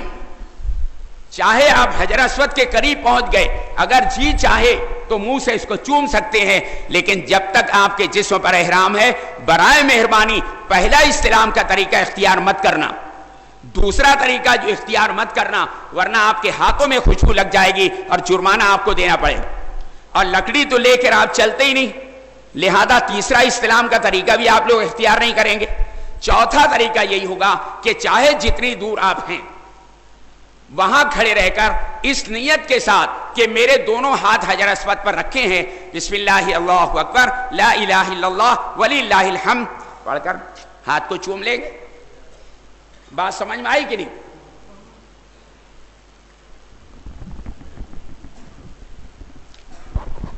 آپ نے استلام کر لیا، اب پہلا چکر آپ کو شروع کرنا ہے۔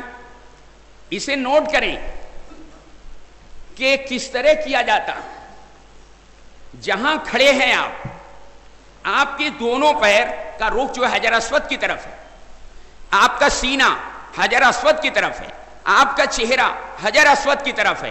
نیت کر کے جب آپ استلام سے فارغ ہو جائیں اپنے پیر کو نہ اٹھائیں، اسی جگہ پر اپنے رخ کو پھیر لیں۔ بات سمجھ میں آ رہی ہے کہ نہیں آپ کو؟ جہاں سے آپ نے استلام کیا وہیں پر پیر نہ اٹھائیں، اپنے رخ کو پھیر لیں۔ اب آپ کا بایاں بازو حجر اسود کی طرف ہو گیا۔ اب بیت اللہ کے ارد گرد جہاں سے بھی آپ چلیں گے آپ کا بایاں بازو ہی حجر اسود کی طرف رہے، بیت اللہ کی دیوار کی طرف رہے گا۔ کہیں آپ کے پیر کا رخ بیت اللہ کی طرف نہیں ہونا چاہیے، کہیں سینہ بیت اللہ کی طرف نہیں ہونا چاہیے، اور آپ طواف کے درمیان بیت اللہ کو دیکھنے کی بھی کوشش نہ کریں. یاد رکھیں طواف کے درمیان خانہ کعبہ کو دیکھنا مکروہ ہے، تحریمی ہے، حرام ہے. اور آپ وہاں جا کر دیکھیں گے ہمارے ہزاروں بھائی طواف کے درمیان بس بیت اللہ کو دیکھتے رہتے. طواف کے درمیان بیت اللہ کو دیکھنا مکروہ ہے، تحریمی ہے. سامنے کی طرف آپ دیکھتے ہوئے مختلف دعائیں کرتے ہوئے چلیں. طواف کے درمیان کوئی دعا متعین نہیں ہے. طواف میں چاہے جو دعا آپ کا جی چاہے آپ کر سکتے ہیں، عربی میں کر سکتے ہیں، اردو میں کر سکتے ہیں. اور اگر آپ کو کوئی دعا عربی کی یاد نہیں ہے، اردو میں بھی کوئی دعا آپ نہیں کر سکتے، تو آپ درود شریف پڑھ کر تیسرا کلمہ پڑھتے رہیں، سبحان اللہ والحمد للہ ولا الہ الا اللہ واللہ اکبر ولا حول ولا قوۃ الا باللہ العلی العظیم. اور اگر آپ یہ کہیں کہ مجھے تیسرا کلمہ بھی یاد نہیں ہے، تو اسلام اتنا آسان مذہب ہے، کہیں اسلام نے آپ کو دشواری میں نہیں ڈالا. اگر تیسرا کلمہ بھی آپ کو نہیں آتا تو طواف کے درمیان اللہ اللہ اللہ اللہ آپ کہتے رہیں، تب بھی طواف ہو جائے. اور اگر آپ یہ کہیں کہ میری زبان سے اللہ بھی نہیں نکلتا، میں کیا کروں، اس شکل میں خاموشی کے ساتھ آپ بیت اللہ کے گرد چکر لگا لیں، آپ کا طواف ہو جائے. اس لیے آپ میں سے جو لوگ جاہل ہیں، بغیر لکھے پڑھے ہیں، وہ بیچارے پریشان رہتے ہیں کہ ہم تو کتاب میں سے بھی یاد نہیں کر سکتے اور ہم کو کچھ یاد بھی نہیں ہے. تو میں نے آسان سے آسان طریقہ آپ کو بتا دیا. آخری درجہ اس کا یہ ہے کہ آپ خاموشی کے ساتھ بیت اللہ کے گرد گھوم لیں گے، تب بھی طواف ہو جائے. پہلا، دوسرا اور تیسرا چکر آپ کو اکڑ کے چلنا ہے، سینہ تان کے چلنا ہے، مونڈے ہلاتے ہوئے جس طرح ایک پہلوان چلتا ہے اس طرح چلنا ہے. میں ایک اور اہم مسئلہ آپ کو بتا دوں.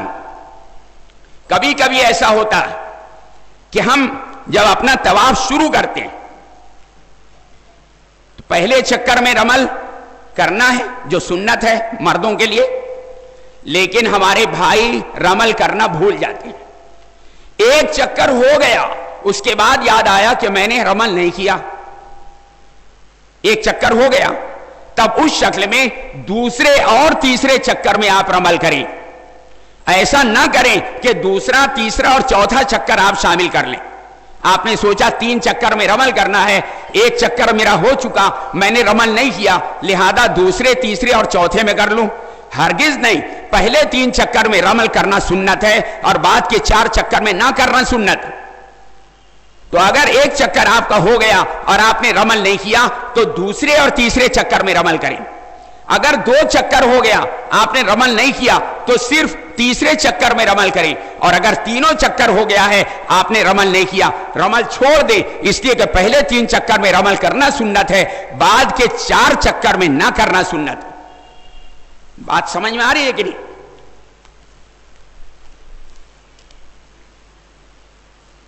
تو آپ نے استلام کرنے کے بعد اپنے رخ کو پھیر لیا. اب آپ کا بایاں بازو جو ہے یہ حجر اسود کی طرف ہو گیا، اور اب جہاں جہاں سے بھی آپ گزریں گے الٹا ہاتھ ہی بیت اللہ کی دیوار کی طرف رہے گا. کہیں راستے میں بھی آپ کے پیر کا رخ بیت اللہ کی دیوار کی طرف نہیں ہونا چاہیے، سینہ بیت اللہ کی دیوار کی طرف نہیں ہونا چاہیے، اور اس کو دیکھنے کی کوشش بھی نہ کریں. رمل کے ساتھ آپ اپنی پہلے چکر کا آغاز کریں.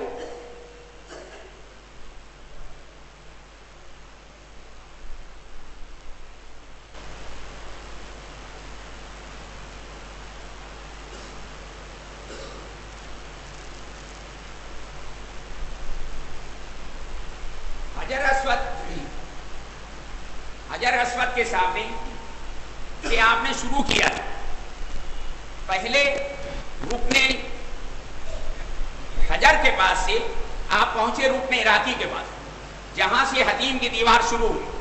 وہاں سے حتیم کے باہر سے آپ چلتے ہوئے رکن شامی کے پاس آئے، رکن شامی سے آپ چلے یہ رکن یمانی کے پاس آ گئے. اس کے بعد حجر اسود کا والا کونا آنے والا. جب یہاں آپ پہنچے تو اگر آپ اس کے قریب سے گزر رہے ہیں، اس کونے سے، پیر کا رخ ابھی بھی اسی طرف ہے، پیر کا رخ ابھی اس کی طرف نہیں ہونا چاہیے. میں نے آپ کو بتا دیا ہے کہ کہیں طواف کے درمیان آپ کے پیر کا رخ اور آپ کا سینہ بیت اللہ کی طرف نہیں ہونا چاہیے. پیر کا رخ اسی طرح رہے گا جس طرح آپ چلتے ہوئے یہاں تک آئے. اگر آپ قریب سے گزر رہے ہیں تو صرف دونوں ہاتھ یا سیدھا ہاتھ آپ اس کونے کو چھو دیں, بسم اللہ اللہ اکبر کہیں. اور اگر آپ دور سے گزر رہے ہیں تو اس کی طرف اشارہ بھی نہیں کرنا اور بسم اللہ اللہ اکبر بھی نہیں کہیں. یہیں سے آپ رکن یمانی کے بعد جب آپ پہنچے, یہیں سے آپ ربنا آتنا فی الدنیا حسنہ وفی الآخرۃ حسنۃ وقنا عذاب النار وادخلنا الجنۃ مع الابرار یا عزیز یا غفار یا رب العالمین, یہ پڑھتے ہوئے رکن یمانی سے حجر اسود تک آئے.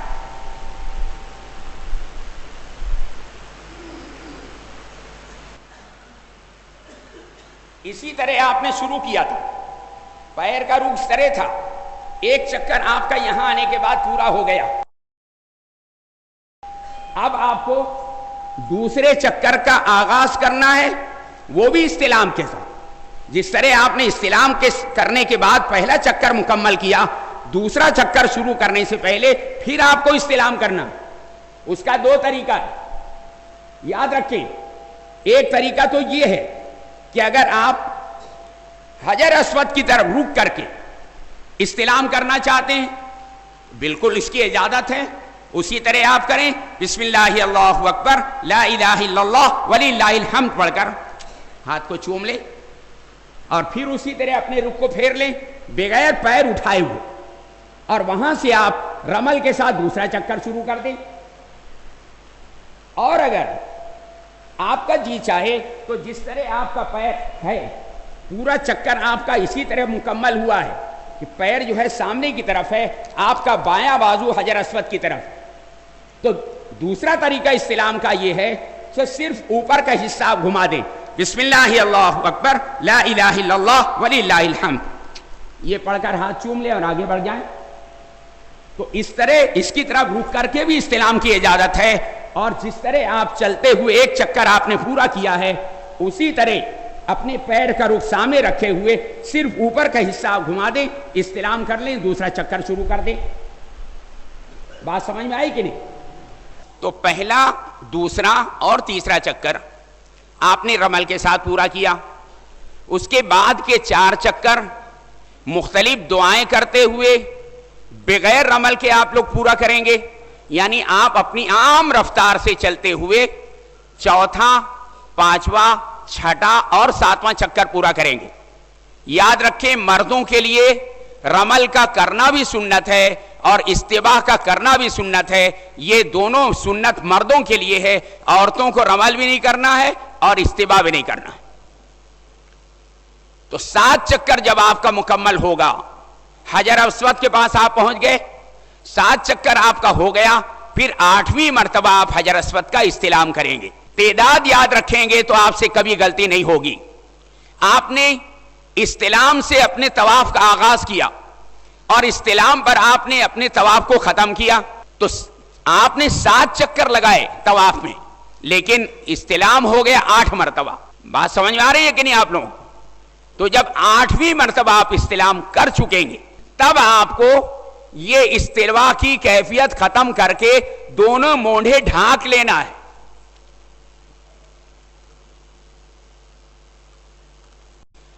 جیسے ہی آپ 8ویں مرتبہ حجر اسود کا استلام کر لیں, استوا کی کیفیت کو ختم کر دیں, دونوں مونڈے ڈھانک لیں اور وَاتَّخِذُوا مِن مَقَامِ إِبْرَاهِيمَ مُصَلًّى, یہ پڑھتے ہوئے مقام ابراہیم کے پیچھے آ جائیں. یہ آپ کو سمجھانے کے لیے رکھ دیا گیا ہے, تھوڑی دیر کے لیے آپ اسے سمجھیں کہ مقام ابراہیم. تو ایسی جگہ کھڑے رہ کر 2 رکعت نماز واجب الطواف ادا کرنا ہے کہ آپ کے اور بیت اللہ کے درمیان میں مقام ابراہیم. یہ سب سے افضل جگہ ہے واجب الطواف ادا کرنے کے لیے. لیکن جب مطاف کے اندر رش بہت ہوتا ہے تو اس وقت مقام ابراہیم کے پیچھے نماز پڑھنے کی گنجائش نہیں رہتی. اس موقع پر آپ اس کے وہاں نہ پڑھتے ہوئے حتیم کے اندر آ کر بھی 2 رکعت واجب الطواف پڑھ سکتے ہیں جو خانہ کعبہ کا ہی حصہ ہے. یہاں اگر جگہ نہیں ہے تو پورے مطاف میں چاہے جہاں آپ کو جگہ مل جائے 2 رکعت نماز واجب الطواف پڑھ لیں. اگر وہاں جگہ نہیں ہے پورے حرم شریف کی عمارت میں چاہے جہاں اس کو پڑھا جا سکتا ہے. یہ 2 رکعت نماز حقیقتاً نفل ہے لیکن ہم اسے واجب الطواف کہتے ہیں. واجب کا لفظ اس میں آ گیا حالانکہ وہ واجب نماز نہیں ہے وہ نفل ہے. بات اصل میں یہ ہے کہ صرف 7 چکر بیت اللہ کے گرد گھوم لینے کا نام طواف نہیں ہے. یاد رکھیں اس کو. آپ نے 7 چکر تو بیت اللہ کے گرد طواف کر لیا لیکن یہ طواف مکمل نہیں ہوا, یہ ادھورا ہے. جب تک آپ 2 رکعت نماز واجب الطواف نہیں پڑھیں گے اس وقت تک آپ کا طواف پورا نہیں ہوگا. تو اس طواف کے مکمل کرنے کے لیے یہ 2 رکعت نماز پڑھنا ضروری ہے, اس لیے اسے واجب الطواف کہا جاتا ہے, ورنہ حقیقتاً یہ نماز نفل ہے. اور چونکہ یہ نماز نفل ہے لہذا اس نماز کی ادائیگی کے وقت بھی آپ کو یہ خیال رکھنا پڑے گا کہ وہ مکروہ وقت نہ ہو. اگر فجر کی نماز کے بعد آپ نے طواف کیا ہے تو جب تک اشراق کا وقت نہ ہو جائے آپ 2 رکعت نماز ادا نہ کریں. جب سورج سر پر آ جائے اس وقت بھی 2 رکعت واجب الطواف نہ پڑھیں. اسی طرح عصر کی نماز کے بعد آپ نے طواف کیا ہے تو جب تک سورج ڈوب نہ جائے یہ 2 رکعت نماز آپ ادا نہ کریں. ان 3 مکروہ اوقات کے اندر اس نماز کا پڑھنا ممنوع ہے. آپ روکے رہیں, جب وہ مکروہ وقت گزر جائے اس کے بعد آپ 2 رکعت واجب الطواف ادا کریں تاکہ آپ کا ادھورا طواف مکمل ہو جائے. اور ان 2 رکعتوں کے اندر بھی افضل یہ ہے کہ پہلی رکعت میں آپ قل یا ایھا الکافرون پڑھیں اور دوسری رکعت میں آپ قل ھو اللہ احد پڑھیں. ورنہ مسئلہ یہی ہے کہ اگر آپ قرآن کریم کی کوئی دوسری سورت پڑھنا چاہتے ہیں ان 2 رکعتوں کے اندر تب بھی جائز ہے, لیکن جس طرح رسول کریم صلی اللہ علیہ وسلم نے جب واجب الطواف ادا کیا تھا اس میں آپ نے انہی 2 سورتوں کو پڑھا تھا, قل یا ایھا الکافرون, قل ھو اللہ احد. ان دونوں سورتوں کا پڑھنا افضل ہے. جب آپ 2 رکعت مکمل کر چکے اب آپ کو اللہ کی بارگاہ میں دعا کرنا. وہ 15 مقامات جن کی نشاندہی اللہ کے رسول صلی اللہ علیہ وسلم نے کی ہے جہاں کی جانے والی ساری دعائیں قبول کی جاتی ہیں, ان میں ایک تو وہ تھا جو ابھی میں نے پہلے آپ سے کہا کہ بیت اللہ پر جب پہلی نگاہ پڑتی ہے اس وقت کی ساری دعائیں مستجاب ہیں, ساری دعائیں قبول ہوتی ہیں. اسی طرح مقام ابراہیم کے پیچھے کی جانے والی دعائیں مستجاب ہیں. تو آپ 2 رکعت نماز پڑھنے کے بعد وہاں بھی دعا کریں, یہ دعا کی قبولیت کا موقع ہے. اور ہمارے اسلاف نے, ہمارے اکابرین نے وہ دعا بھی اسی جگہ پڑھنے کی ہدایت دی ہے جو حضرت آدم علیہ السلام کی دعا ہے.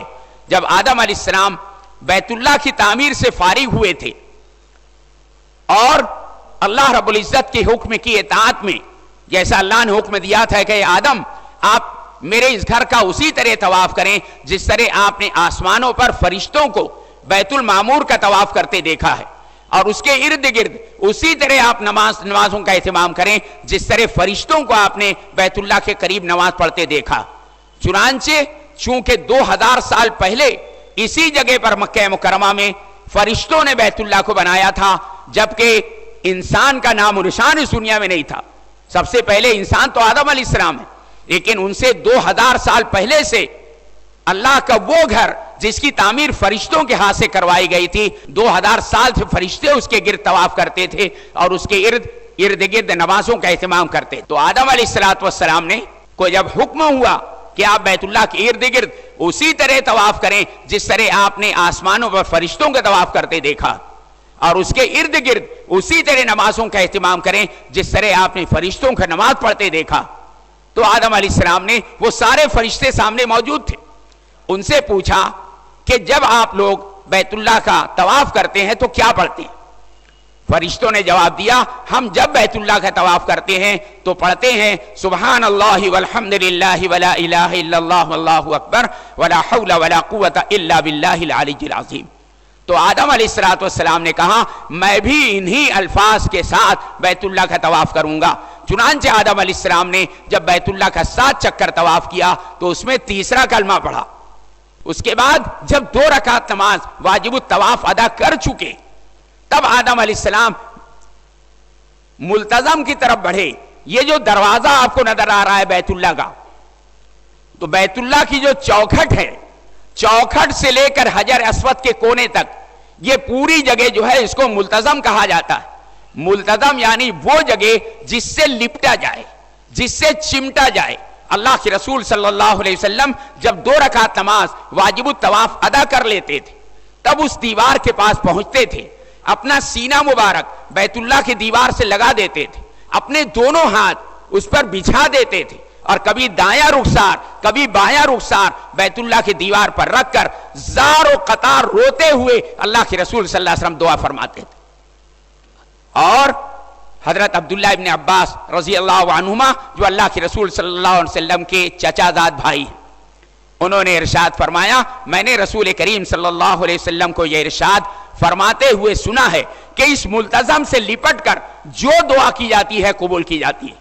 تو حضرت عبداللہ ابن عباس رضی اللہ عنہما فرماتے ہیں کہ جب سے میں نے اللہ کے رسول صلی اللہ علیہ وسلم کا یہ ارشاد سنا، جب جس مقصد کے لیے میں نے ملتزم سے لپٹ کر دعا کی، اس کی دعا کی قبولیت کو میں نے اپنی آنکھوں سے دیکھا. اور اس وقت سے لے کر 1400 سال گزر گئے، جتنے علماء نے اس حدیث کو بیان کیا، جتنے محدثین نے اس حدیث کو بیان کیا، اس وقت بیان کیا ہے جب انہوں نے مکہ مکرمہ پہنچ کر ملتزم سے لپٹ کر دعا کی اور اس دعا کی قبولیت کو اپنی آنکھوں سے دیکھ لیا، اس کے بعد لوگوں کے سامنے اس حدیث کو بیان کیا. تو حضرت عبداللہ رضی اللہ عنہ فرماتے ہیں میں نے اللہ کے رسول صلی اللہ علیہ وسلم کو ارشاد فرماتے ہوئے سنا ہے کہ اس ملتزم سے لپٹ کر جو دعا کی جاتی ہے قبول کی جاتی ہے. تو 1400 سال گزر گئے، اللہ کے بندے اس کا تجربہ کرتے رہے. الحمدللہ ہم نے بھی بارہا اس کا تجربہ کیا.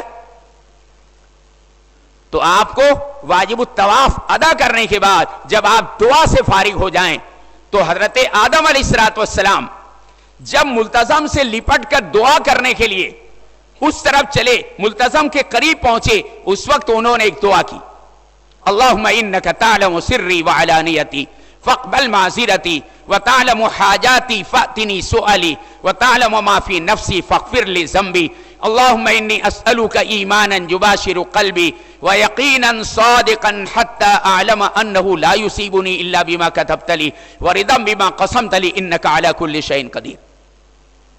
یہ حضرت آدم علیہ السلام کی دعا ہے جو انہوں نے ملتزم کے قریب پہنچ کر اس دعا کو کیا تھا. آدم علیہ السلام کی زبان سے یہ دعا نکلی، جبریل امین علیہ السلام یہ بشارت دے کر آگئے اللہ تعالیٰ کی طرف سے اے آدم جن الفاظ کے ساتھ آپ نے دعا کی ہے اللہ کی رحمت سے بعید ہے کہ اس کو رد کریں. اللہ تعالیٰ نے آپ کی دعا کو قبول کر لی اور آپ کی اولاد میں قیامت تک جتنے لوگ ان الفاظ کے ساتھ دعا کریں گے اللہ تعالیٰ ان کی دعاؤں کو اسی طرح قبول کرے گا جس طرح اللہ رب العزت نے آپ کی دعا کو قبول کیا. یہ دعا اگرچہ آدم علیہ السلام نے ملتزم کے قریب پہنچ کر کیا تھا، لیکن ہمارے علماء ہمارے اسلاف اور ہمارے اکابرین نے ہدایت دی کہ جب آپ 2 رکعت نماز واجب الطواف ادا کر لیں مقام ابراہیم کے پیچھے تو جہاں بہت ساری دعا آپ کریں گے حضرت آدم علیہ السلام کی اس دعا کو بھی کر لیا کریں. جو کتابیں میں نے آپ کو دیا ہے اس کے اندر حضرت آدم علیہ السلام کی دعا بھی موجود ہے. اگر آپ کو یاد نہیں ہے تو دیکھ کے بھی پڑھ سکتے ہیں، یاد کر لیں تو بہت بڑی نعمت. حضرت رسول کریم صلی اللہ علیہ وسلم جب بھی ملتزم کے بعد پہنچتے تھے اپنا سینہ مبارک دیوار سے لگا دیتے تھے، اپنے دونوں ہاتھ پھیلا دیتے تھے، دایاں رخسار کبھی بایاں رخسار بیت اللہ کی دیوار پر رکھ کر زار و قطار روتے ہوئے آپ دعا فرماتے تھے. آپ نے ارشاد فرمایا حضرت عمر رضی اللہ عنہ کو کہ عمر یہی وہ جگہ ہے جہاں آنسوؤں کی ندیاں بہائی جاتی. تو آپ صلی اللہ علیہ وسلم بھی ہمیشہ زار و قطار روتے ہوئے دعا کیا کرتے تھے. اور عجیب بات یہ ہے کہ آپ میں سے کوئی کتنا ہی کٹر دل کیوں نہ ہو، سنگ دل کیوں نہ ہو، جس کے ماں باپ کی وصال پر بھی اس کی آنکھ میں آنسو نہیں آیا ہوگا، ملتزم کی دیوار سے لپٹ کر جب دعا کرتا ہے خود بخود آنکھ سے آنسو جاری ہو جاتا ہے. عجیب بات ہے. بہرحال ملتزم سے لپٹ کر جب آپ دعا کر چکے تب آپ کو زمزم پینے کے لیے چلنا ہے۔ آج کل صورتحال میں آپ کو بتا دوں کہ زمزم کا کنواں آپ لوگ نہیں دیکھ پائیں گے، اسے انڈر گراؤنڈ کر دیا گیا ہے۔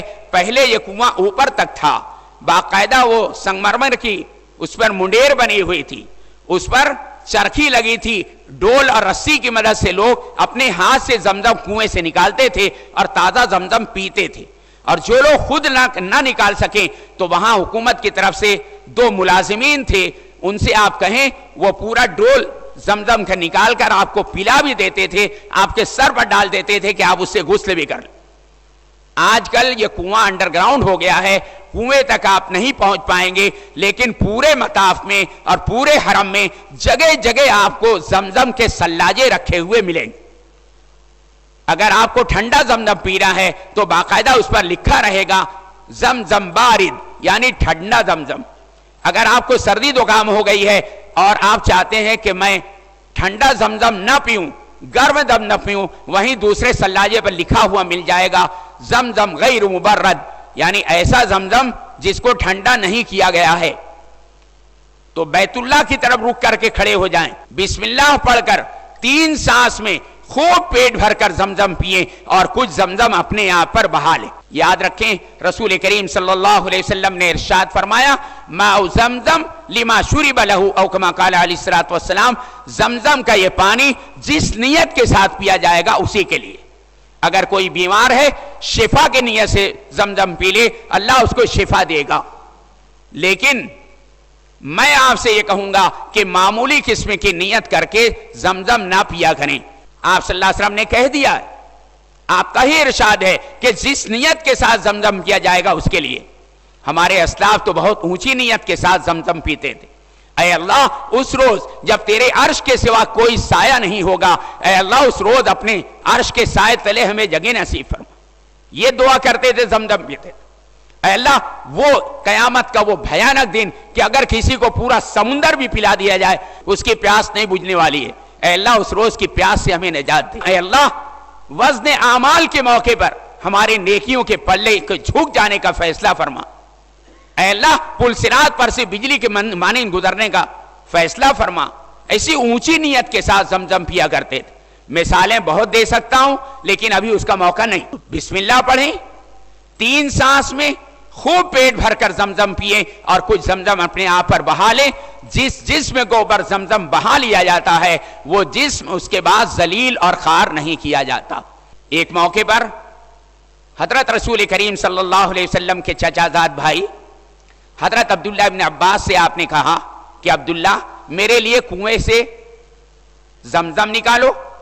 حضرت عبداللہ ابن عباس نے فوراً ایک ڈول بھر کر زمزم نکالا اور کنویں کے منڈیر پر رکھ دیا۔ رسول کریم صلی اللہ علیہ وسلم نے بسم اللہ پڑھا، ڈول اٹھا کر منہ سے لگایا، خوب زمزم پیا، پھر ڈول کو منہ سے جدا کیا، الحمدللہ کہا، پھر دوبارہ ڈول کو منہ سے لگایا، پھر خوب زمزم پیا، پھر زمزم کے ڈول کو منہ سے الگ کر کے کہا الحمدللہ، پھر تیسری مرتبہ ڈول منہ سے لگایا اور پہلے دونوں مرتبہ سے زیادہ زمزم پیا، اور آپ نے ارشاد فرمایا مومن اور منافق کے درمیان یہی فرق ہے کہ زمزم سے مومن کا پیٹ بھر جاتا ہے اور منافق کا پیٹ کبھی نہیں بھرتا۔ اور فرمایا جس جسم کے اندر زمزم پہنچ جائے گا آگ اور زمزم ایک جگہ جمع نہیں ہو سکتے۔ انشاءاللہ اللہ کی ذات سے امید ہے کہ جس نے زمزم پیا زمزم اس کے جسم کے اندر چلا گیا، انشاءاللہ وہ شخص جہنم سے بچا لیا جائے گا، اس لیے کہ آگ اور زمزم ایک جگہ جمع نہیں ہو سکتی۔ تو آپ کو خوب پیٹ بھر کر زمزم پینا ہے اور کوئی نہ کوئی دعا ضرور کر لینا ہے، یہ بھی قبولیت کا موقع ہے، اس میں کوئی شک کی بات نہیں کہ اگر آپ کے پیٹ میں درد ہے، آپ نے اس نیت کے ساتھ زمزم پی لیا کہ اللہ میرے پیٹ کا درد اچھا ہو جائے، ہو جائے گا۔ میرے سر میں درد ہے، میرے سر کا درد اچھا ہو جائے، ہو جائے گا۔ میرے ہاتھ پیر میں بہت درد ہے، وہ درد اچھا ہو جائے، ہو جائے گا، اس میں کوئی شک کی بات نہیں، اس لیے کہ یہ قول میرا اور آپ کا نہیں، یہ اللہ کے رسول صلی اللہ علیہ وسلم کا قول ہے جو سارے سچوں سے بڑے سچے۔ آپ نے ارشاد فرمایا کہ زمزم کا یہ پانی جس نیت کے ساتھ پیا جائے گا اسی کے لیے۔ زمزم پی کے جب آپ فارغ ہو جائیں تب آپ کو عمرے کا دوسرا جز جس کو صفا مروہ کی سعی کہا جاتا ہے اس کو کرنے کے لیے تیار ہونا ہے. صحیح شروع کرنے سے پہلے آپ کو پھر حجر اسود کے سامنے پہنچنا پڑے گا اور اس کا 9ویں مرتبہ استلام کرنا پڑے گا. طواف آپ نے کیا اس وقت 8 مرتبہ استلام کیا.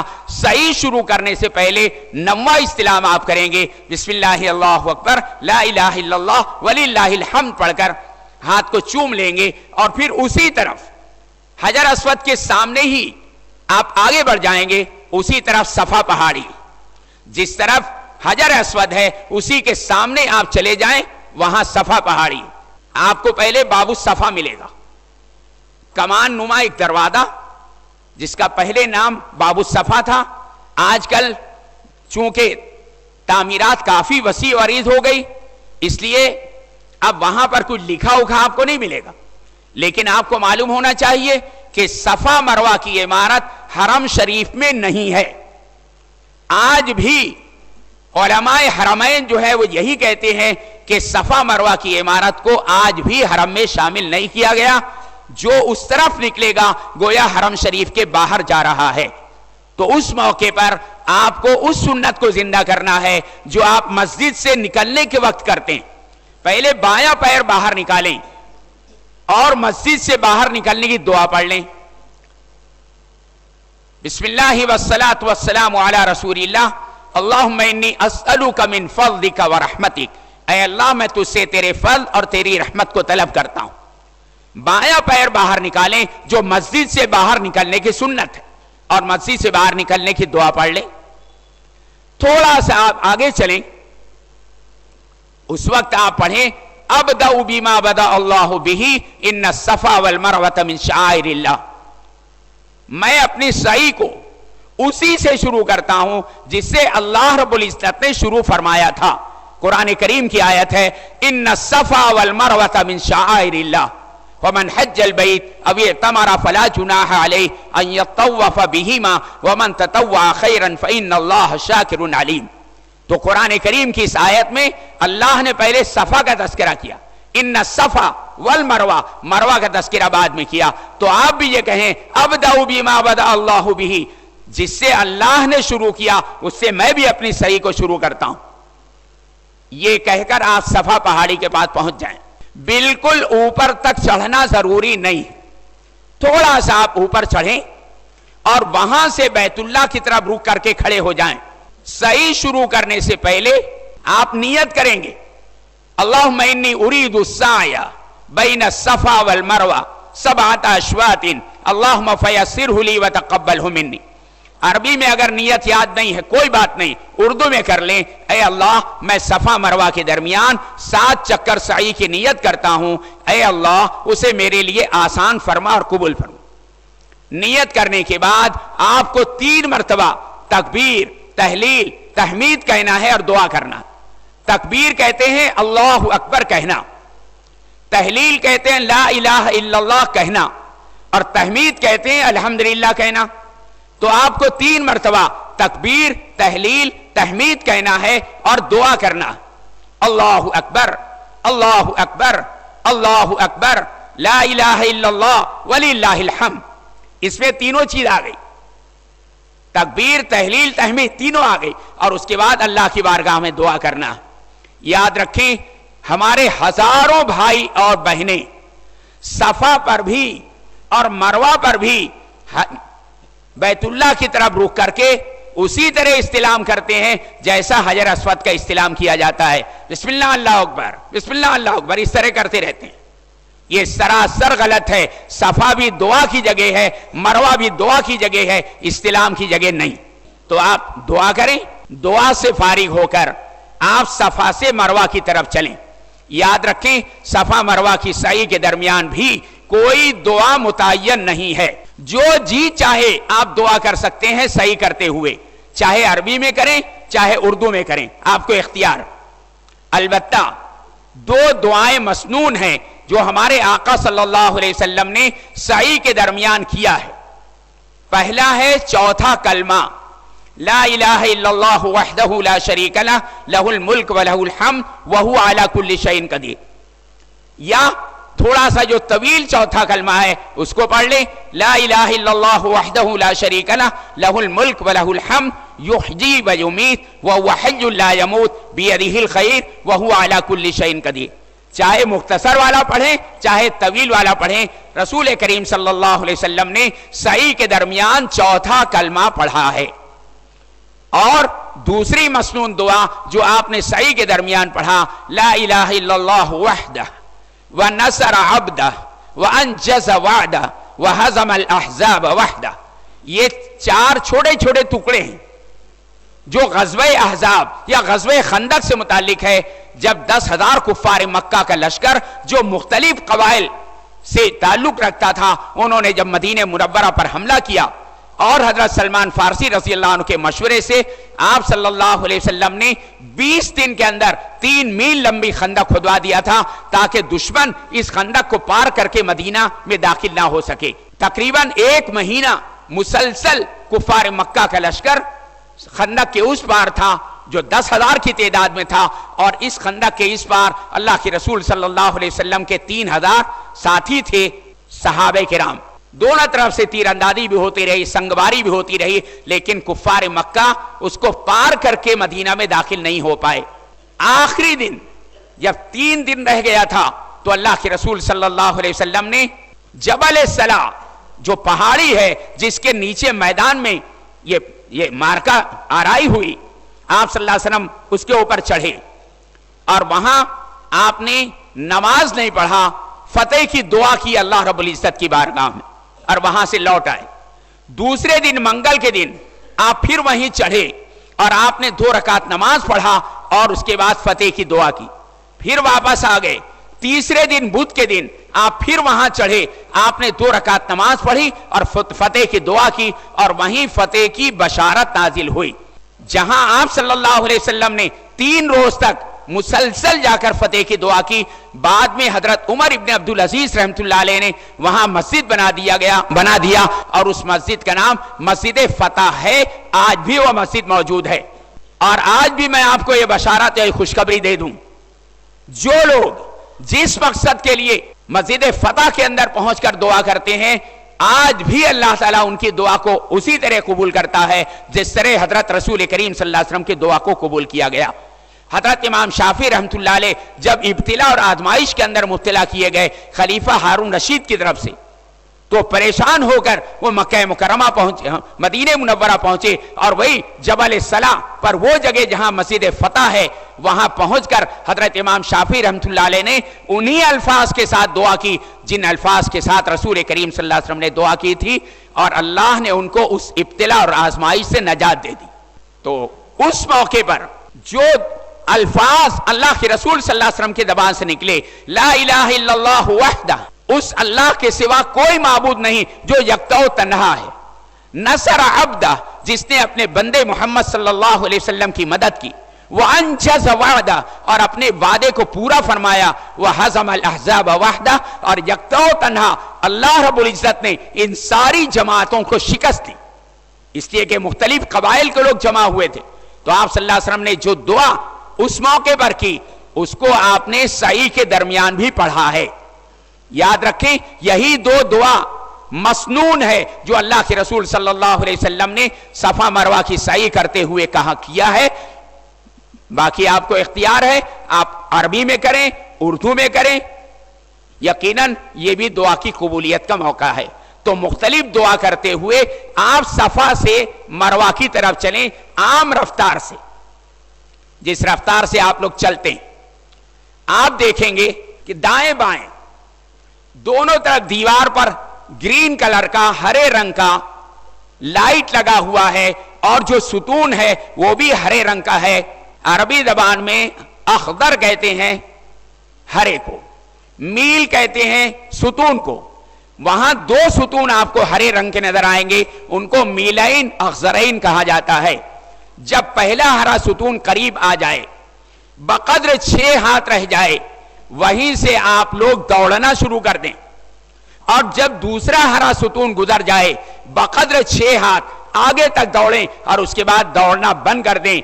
मीलैन अक्सरैन के दरमियान हर चक्कर में आपको पढ़ना है, अल्लाहुम्मा रब्बि गफिर वरहम व तजावज़ अम्मा तालम इन्नका अंतल अअज़्ज़ुल अकरम। ہر چکر میں ملئی نظرین کے درمیان یہی دعا پڑھنا ہے، اور باقی آپ کو اختیار ہے چاہے جو دعا کریں۔ جب دوسرا ہرا ستون گزر گیا، بقدر 6 ہاتھ آپ آگے تک پہنچے، دوڑنا بند کر دیں اور پھر عام رفتار سے مختلف دعا کرتے کرتے مروہ کے بعد پہنچ جائیں۔ آپ صفا سے مروہ پہنچے، آپ کا ایک چکر ہو گیا۔ مروہ پر بھی جب مروہ قریب آ جائے تو آپ قرآن کریم کی وہی آیت پڑھیں، ان الصفا والمروۃ من شعائر اللہ ومن حج البیت او اعتمر فلا جناح علیہ ان یطوف بہما ومن تطوع خیرا فان اللہ شاکر علیم۔ یہ پڑھتے ہوئے آپ صفا مروہ پر پہنچ گئے، وہاں بھی بیت اللہ کی طرف رک کر کے کھڑے ہو جائیں اور وہاں بھی اسی طرح کریں جس طرح آپ نے صفا پر کیا۔ 3 مرتبہ تکبیر، تحلیل، تحمید کہیں اور دعا کریں، اللہ اکبر اللہ اکبر اللہ اکبر لا الہ الا اللہ وللہ الحمد، یہ پڑھ کر دعا کریں۔ دعا سے فارغ ہو کر آپ پھر مروہ سے صفا کی طرف چلیں گے، تو صفا سے مروہ آپ پہنچے، ایک چکر ہو گیا، مروہ سے صفا آئے 2 چکر ہو گیا، پھر صفا سے مروہ پہنچے 3 چکر ہوا، اس طرح آپ کا 7 چکر مروہ پر پورا ہوگا۔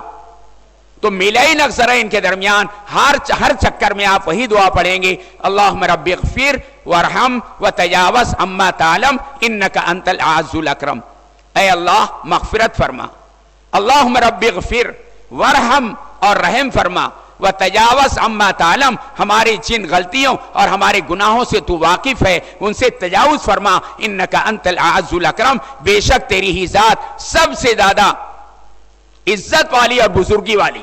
تو ہر چکر میں آپ کو یہ پڑھنا ہے، 7 چکر آپ کا پورا ہوگا مروہ پر۔ جب وہاں دعا سے فارغ ہو جائیں تو آپ کو 2 رکعت نماز نفل پڑھنا ہے، آپ کو اختیار ہے، باب المروہ پر ہی پڑھ سکتے ہیں اور حرم شریف میں آ کر چاہے جہاں یہ 2 رکعت نماز نفل پڑھ سکتے ہیں۔ یاد رکھیں یہ نماز اگرچہ نفل ہے لیکن رسول کریم صلی اللہ علیہ وسلم نے چونکہ اسے پڑھا ہے لہذا وہ آپ کی سنت۔ 2 رکعت نماز سے فارغ ہو کر اب آپ باہر نکلیں اور اپنے بالوں کو منڈوا لیں۔ رسول کریم صلی اللہ علیہ وسلم نے 3 مرتبہ ان لوگوں کے حق میں مغفرت کی دعا کی ہے جو پورے سر کے بال کو منڈواتے ہیں۔ آپ نے فرمایا اللہم اغفر للمحلقین، اللہم اغفر للمحلقین، اللہم اغفر للمحلقین، اور 4تھی مرتبہ آپ نے کہا اللہم اغفر للمقصرین، اے اللہ جو لوگ اپنے بال کا قصر کروا رہے ہیں، چھوٹا کروا رہے ہیں، ان کی بھی مغفرت فرما۔ لیکن آپ نے مغفرت اور رحمت کی دعا 3 مرتبہ ان کے حق میں کیا ہے جو صحیح سے فارغ ہونے کے بعد پورے بال منڈوا دیتے ہیں، اور 1 مرتبہ صرف آپ نے ان کے حق میں مغفرت کی دعا کی ہے جو اپنے بالوں کا قصر کرواتے ہیں۔ یاد رکھیں حضرت امام اعظم ابو حنیفہ رحمۃ اللہ علیہ کے مسلک میں احرام سے نکلنے کے لیے شرط یہ ہے کہ 1/4 سر کا بال ہر حالت میں کٹے۔ 1/4 سر، پاؤں سر کا بال جب تک نہیں کٹے گا آپ کا احرام نہیں کھلے گا اور احرام کی کوئی پابندی ختم نہیں ہوگی۔ اگر کوئی 1/4 سر کا بال کٹوا لے گا تب بھی وہ احرام سے باہر ہو جائے گا، لیکن افضل یہ ہے کہ پورے سر کو منڈوایا جائے۔ اور یہ قصر کی اجازت کب ہے وہ بھی میں آپ کو بتا دوں، اگر آپ کے سر کے بال اس طرح بڑے ہیں تب بقدر 1 انگل آپ اس بال کو کاٹ لیں تو قصر ہو جائے گا، آپ کا احرام کھل جائے گا۔ لیکن اگر سر کے بال 1 انگل سے چھوٹے ہیں تب قصر کی اجازت نہیں ہے، آپ کو حلق ہی کروانا پڑے گا، آپ کو پورے بال منڈوانا پڑیں گے۔ تو جیسے ہی آپ اپنے بالوں کو کٹوا لیں گے یا اس کا حلق کروا لیں گے آپ کا عمرہ مکمل ہو گیا۔ آپ وہاں سے لوٹ آئیں اور اپنے گھر پہنچ کر آپ احرام اتار دیں، سیلا کپڑا پہن لیں، اس طرح آپ کا عمرہ مکمل ہو گیا۔